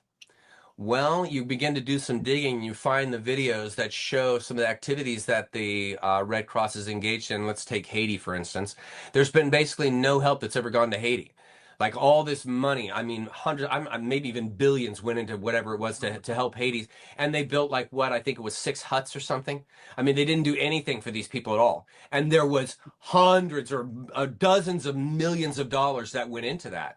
Okay, well, that right there can show you, well, they're not transparent. I mean, if you ask the Red Cross for transparency, they're like the U.S. government. They're not going to give you any transparency. And everything you'll get will be redacted. Everything that matters will be redacted. Okay, when you show people patterns like that, they'll be like, well, wait. I mean, if they were truly authentic and they were kind, they would be completely transparent. Like, they would show you, hey, we built this. These are the families that we affected. Here are the thousands of people's lives that we changed, and this is all that we did to build their community. This is everything. And you'll see, okay, well, you're doing a great job. Okay, awesome. Then that means that they're probably a good enterprise. But when you notice that nothing's being done, the money just disappears, the poverty remains, no help is provided, right there you can see, well, that's messed up. Here's another great example. Just recently in England, they convicted a person who posted on Facebook jail time stuff that was anti-government, like the Facebook didn't like. They put him in jail. Another person, a person who raped multiple rapes on 5-year-olds, was given probation. Probation. They didn't even go to jail. And they sodomized children. Okay, this will show you right there. Okay, that government, when they say they're here to help you, they are not here to help you. And this is how you immediately awaken someone, is to show them the dysfunctional patterns. And that's exactly what my book does for Christianity. That's exactly what my Khazarian Mafia does for the Khazarian Mafia. It shows you the patterns that are illicit, that are not helpful, that are harmful. I show you in my book, the psychology of Christianity harms you. It harms you. And I show you psychologically how it harms you. And so until a person sees that, they will never believe you when you say Christianity harms you. They will never believe you. You must show them the psychology that renders, oh, that's what it does. And when they see that, they will leave immediately. They will leave immediately because you're a human being. You have compassion, and you will have compassion on yourself. And you'll realize when I say that about myself, when I call myself a sinner, when I say I'm separated from God and I have to have a religion to have a relationship to God, that is harmful to me as a person. That is harmful to me in the intrinsic sense because it disassociates me from the natural. And the natural is that everything's united. You are born united. There is no separation. And having the idea that you are separated leads to dysfunctional thinking. The very reason why I'm no longer close to my father, the very reason, is the religion.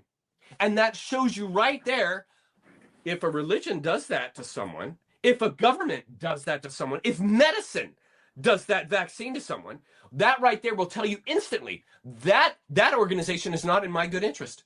They are not here to help me. They are here to control me. They are here to harm me. They are here to do ill will towards me.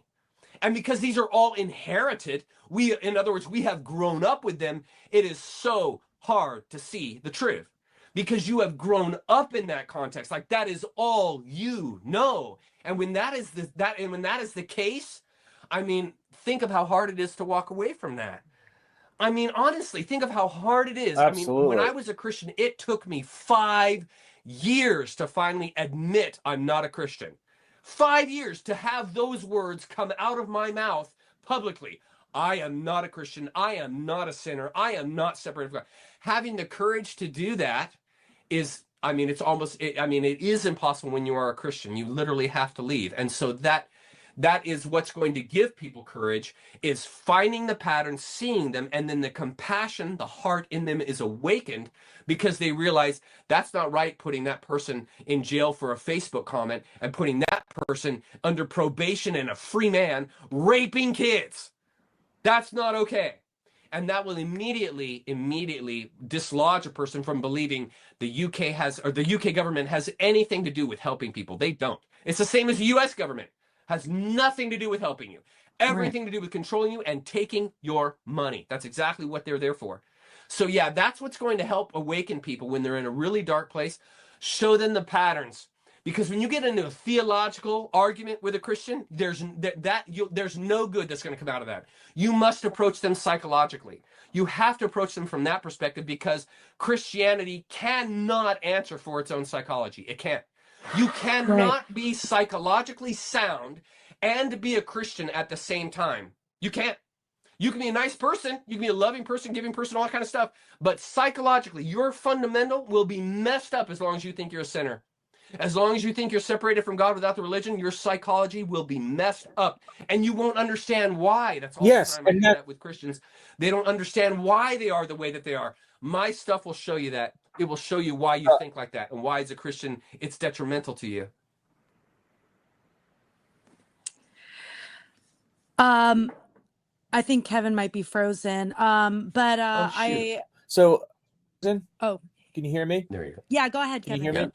Yeah, I had a question as far as how about the idea of original sin as it relates to the problem with nature. How original sin. You mean how is there evil in nature? Fundamental questions, but as a result, there's a lot that goes out the window. Okay, I think I got pieces of how the original sin answers certain questions. My concern is the problem of original sin and nature as corrupt. Okay. How about Okay. talking Okay. Yes. about that. Yes. Okay. All right. So first of all, the best way to understand this is understanding the world outside of a conflict-oriented idea and into a conflict and a conflict and relation. What is it? I'm sorry. You're wanting. Why can't I think of the word? Relational? Anyway, when you understand the world through conflict, you're Duality? always going to see the world at war. Dualism? And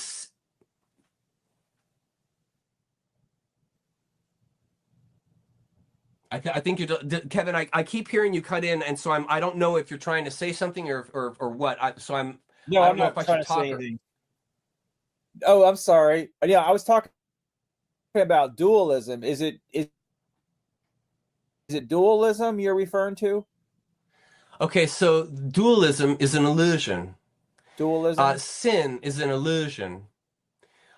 These are illusions because they try and contextualize something that can't be put into context. So if you approach the world through a conflict-oriented idea, you will always approach the world as though there's some kind of battle to win, a side to choose, a fight to fight. All right, that is not a human approach. That is a gray approach. That is an inhumane approach because you're trying to understand and relate to the world through conflict, but it's through through contrasts. Okay, that's how understanding is found, through contrasts. So when you take the idea of sin and you say, okay, sin doesn't exist, sin is a con. Sin is a way to get people to believe that bad behavior is called sin. Whereas bad behavior or inappropriate behavior is due to a lower perspective. You don't see the perspective, and so you behave in a lower capacity because you don't understand the larger capacity at work. So when you understand nature through conflict, like the universe is in battle with itself, see, you'll never understand the universe. What you need to understand is that there is both good and there is evil in the universe. In the same way, there is both good and there is evil in God. These are all a part of the larger context. And so a part of life is illusion. A part of life is mistakes. That's a part of life. There's nothing wrong. Nothing needs to be fixed. This is your awareness growing. And as your awareness grows, it's painful. And you will go through painful events in your life in order to grow. That's why the most painful events you experience in your life are where you grow the most. It's because pain is an essential element to life. It's an essential element to understanding. And so when you say that pain is wrong, like evil is wrong, sin is wrong, that's the wrong context. You will misunderstand its role. The role of evil, the role of pain is to educate you, not to condemn you. It's to educate you so that you understand, oh, when I think in that lower context, I have a worse life because I harm myself and I harm others. That's not a good idea. So I want to have a larger picture so that I won't make such stupid decisions. And why do we make stupid decisions as youths? Because we don't know any better. We don't have enough life experience to know, hey, it wouldn't be a good idea to follow that, or hey, it wouldn't be a good idea to do that, because you're too dumb when you're young to know that. But as you get older and you go through evil, you go through pain, you go through the aspects of life, you wisen up and you make less and less and less poor decisions because your expansion, your consciousness expansion has grown and grown and grown. And so that's why when you think you're a sinner, you never expand, you never grow, because every single day when you wake up, guess what? You're a fallen sinner. Thank God for Jesus and you're saved, but you're a fallen sinner. And when you wake up every day thinking that, you're prone to wander, prone to leave the God you love, you see, you're going to go in that direction because of epigenetics. You will be pulled in that way. You will act like a sinner because you believe you're a sinner. That's a good point. Really good. A sinner acts like a sinner because they think they are a sinner. And so, of course, you're going to go out and do sinful things because you think you're a sinner. Right. But see, you'll understand when you wake up and you don't think that I'm a sinner, but you just think, hey, I might make some mistakes today. I'll do my best not to, but that's the way it happens. I'm going to keep on going in life. There's no anxiety.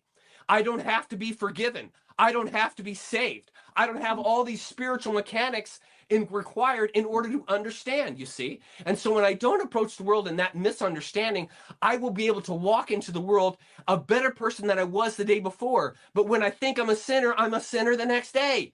And I'm always having to fight that. You see, it's a bad psychology. But that's the psychology at the center of Western religion. And all of these people see the world as a conflict-oriented enterprise. And as long as people see the world as a conflict-oriented enterprise, they will think there is a war to win. They will think there is a side to choose. They will think there is a heaven and hell. They will think all these crazy, nutty illusions that totally destroy their life. Because nature is not a conflict-oriented reality. It's contrasts. It's contrasts. It's both good and evil. Right. It's both. There's nothing wrong with a planet exploding. That's part of life. That's part of the universe. There's nothing wrong with things happening that are terrible to you. That's a part of life. That's how you're going to grow. If you reject these things or think you have to be forgiven or think you have to be saved, you will never learn the lesson. You will never learn the lesson.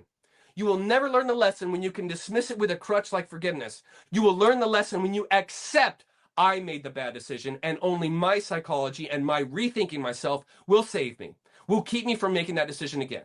You don't need to be forgiven. You don't need any of that stuff. You just simply need to psychologically evaluate yourself so that you then understand, oh, that's why I made that bad decision. I'm not going to make that bad decision again. It's like when I had cancer. I got cancer because of toxin exposure. I got cancer from the food I was eating. I got cancer from the toiletry items, the deodorants and shampoos that were full of aluminum. This is how I contracted cancer. And so nothing needs to be forgiven. I just simply need to, I need to make a better decision with what I eat. I need to make a better decision in what I put on my body. I need to make a better decision in the things that I think and the people that I surround myself with. And that will save me. That will do the work. Not praying. I don't need to pray to be saved. I need to be participating to be saved. That's how I save myself, is through participating. Not praying and wishing that evil will go away. Not praying and wishing that the devil will be destroyed. That is not going to lead you anywhere. That just leads to more conflict.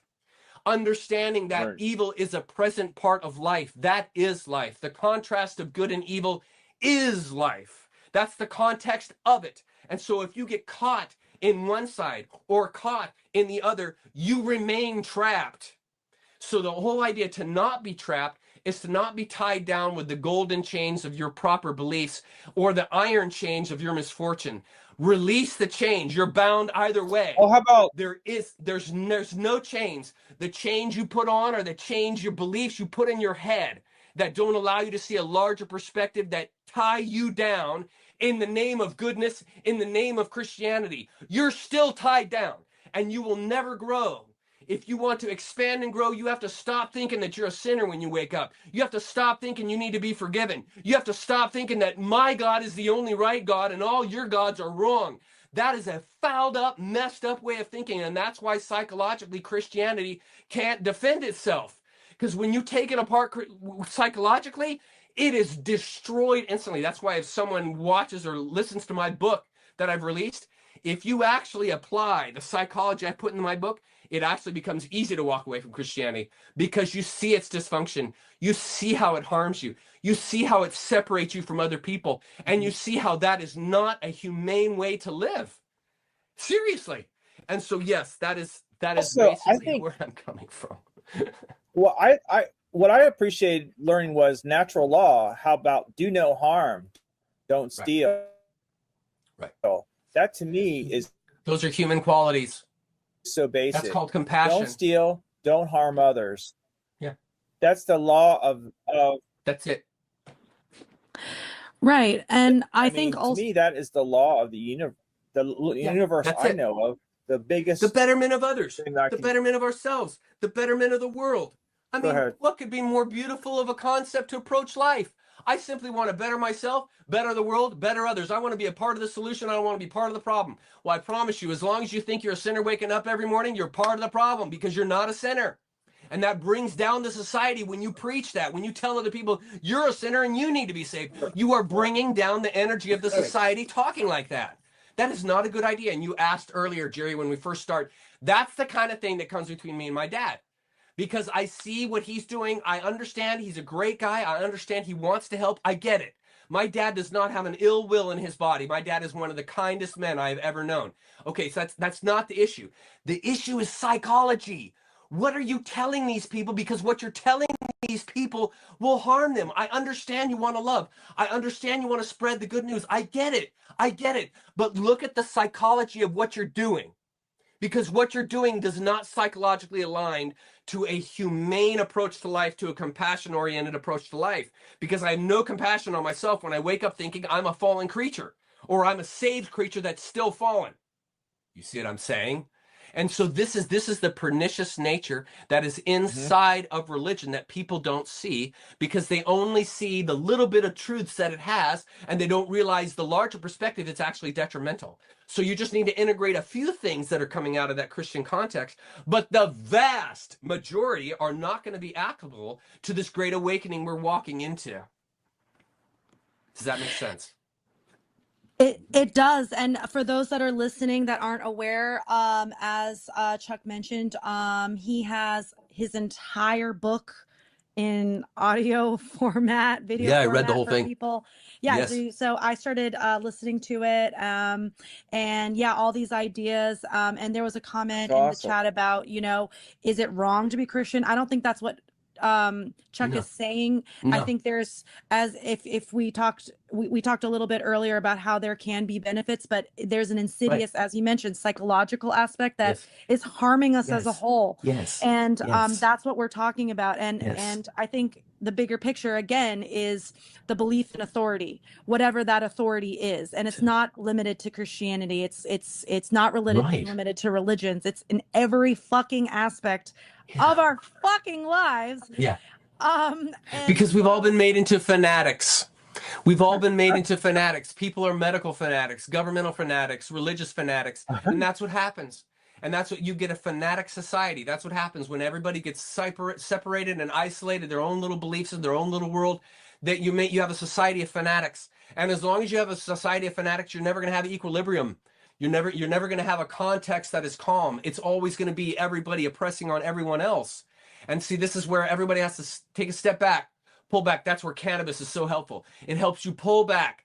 Okay, wait a minute. Chill out, calm down. Start thinking this through here, son. Start thinking through what you're actually thinking and saying here. Take some moments to psychologically evaluate yourself and contemplate. What are you actually believing? What are you actually saying? Because when you begin to get a better context like that through just self-evaluation, you become more humane, because you realize that's messed up, thinking that that person is worshiping the wrong God because they're not worshiping the God I worship.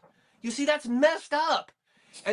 But when you're in it, you think, but my God is so loving, and my God is so much powerful, and my God knows, and this was passed down from ages past, and these people knew, and they gave us this. You're a fanatic. You're a fanatic. Stop. That's inhumane activity. Stop.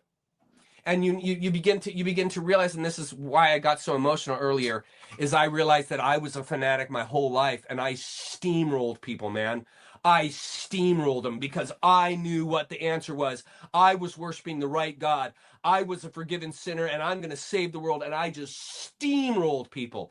I mean, I don't have time, but if I told you the stories of some of the things I did, especially in regards to when I got married and the people I allowed and didn't allow at the marriage ceremony, I realized I'm a nutcase. Because I didn't allow certain people to attend because they were Satanists or they were evil or they were witches or whatever the case. And I was totally caught up in a totally messed up religious context, and I behaved inappropriately, and it was wrong what I did. It was wrong the way I behaved. And that's why I'm so passionate now about what I'm doing. And it's simply to open up perspective and to help people see a larger context than what they have been in. And that is essential for us not to be a fanatic society, a crazy society that is just lashing out at other people that don't think like us. I mean, it's crazy. Well, I wanted to say something. Well, possible. I think that there might be a reason why that's so. If we're dysfunctional and we don't know natural law, and we think we have self-loathing about ourselves, then we need to be governed by a dictator or a savior. We need government. Exactly. And government means. That's exactly right. That's exactly right, Kevin, because every sinner thinks they need an authority. Because a sinner can't be trusted. A sinner can't be trusted. And so a sinner must have an authority. Because Yes. what does the Christian say? If you aren't taught the way of Christianity, you will become an evil person. You will be a philanderer when you grow up. You will be an alcoholic because you don't have the power of Jesus. You don't have the power of God in your life to keep you from that. That is psychosis, folks. That's psychosis because that power is within you. You have all the power you need inside of you, and it is belief systems that keep you from that power. And that is what must be understood, because that is not what is understood by someone who thinks they have the answers. And every Christian knows they have the spiritual answer. They know it. And they know that they're right. And they know that anyone who doesn't think like that is wrong and is to be what? Obfuscated. Get away from me, Satan, because that person doesn't think like they do. And so again, that is what? That's inhumane. That separates us, that causes conflict, that causes anxiety. And that's exactly what these institutions are doing. And that's why my approach is, like you've been mentioning earlier, Kevin, natural law. Don't harm one another. Love yourself, and the answers are within you. Identify with others, and you will find love for them. Love is not a choice. You can't love your neighbor because you choose one day, I'm going to love my neighbor because I'm a Christian now. No. You love your neighbor because you identify with them. And how are you going to identify with your neighbor if they're not a Christian and you are? You see, there's not going to be love there because you can't identify with them, because you insist that the world be the way you say, and that person is never going to be able to contextualize with you. And there's separation, and then what happens? Hate begins to form, resistance begins to form, and there's no friendship, there's no commonality there. You see, right there, you can see this stuff. It's so plain in front of you, but until you're courageous enough to actually open your eyes and see it, you'll never see it. And that's why my father will never be close with me again, because he will never open his eyes wide enough to see a larger world of Christianity. He's going to die a Christian. That's okay. I love my father. That's completely fine. He will simply die unaware. He will not be aware that there is a larger world than what Christianity offers. He will die ignorant of that. That's okay. I love him. It's okay. No degradation, no putting down, no shaming, no that. That's fine. That's where my dad is at. That's the life he wants. He wants a world surrounded by Jesus. He wants a world based in Christianity. That's fine. But that's going to be a very small world. And people who awaken to a larger world are not going to be able to relate to someone who insists that the world must constellate Jesus, that the world must constellate Christianity. You see, you become irrelevant instantaneously in the Great Awakening if you try and carry that baggage across the line. You won't be able to. That's why I'm here. That's why others like me are like Mark Passio. That's why we're here to help people see you are in a very tight context. You must escape that if you are ever going to be relatable to the world and relatable to the nature that you are. Because nature doesn't fit in a religion. It doesn't fit in any context. It is all things. It is all that is, you see? And that doesn't fit in a book. It doesn't fit in a belief. There are many beliefs around it. There are many ways of understanding. There's many ways to skin a cat. And so it's the same thing with this thing. It's the same thing, religion. It's the same thing with you. It's the same thing. And an approach has to be made of one of, I'm going to objectively approach this without any attachments. I'm not going to demand anything of life. I'm not going to force nature to have to be a Christian enterprise. I'm not going to force it to be an Islamic enterprise. I'm not going to force it to be a Buddhistic enterprise. I'm not going to do that, because that is a heinous thing to do to something that is outside of those contexts. And just like pre-labeling you because of what you look like, or pre-labeling you because of your beliefs, that is a heinous thing to do, because that is not what that person is. That is not what nature is. It is outside of these contexts, and you simply relate to it through experience. There are no words for it. It's like a painting. How do I relate to a painting? Not through words, by looking at it, by experiencing it, and seeing the connections that it has that are outside the words. That's life. And life is the same way. There are no words for it. So experience it without fear. Do not cling to anything. Do not be afraid. And boldly walk into the world as a fearless individual that doesn't have a leader, but that the impetus comes from the heart, from within, because that's where your compassion is. And that's what makes us human. Sorry, I don't mean to be preaching. I don't mean to be going so long. Sorry.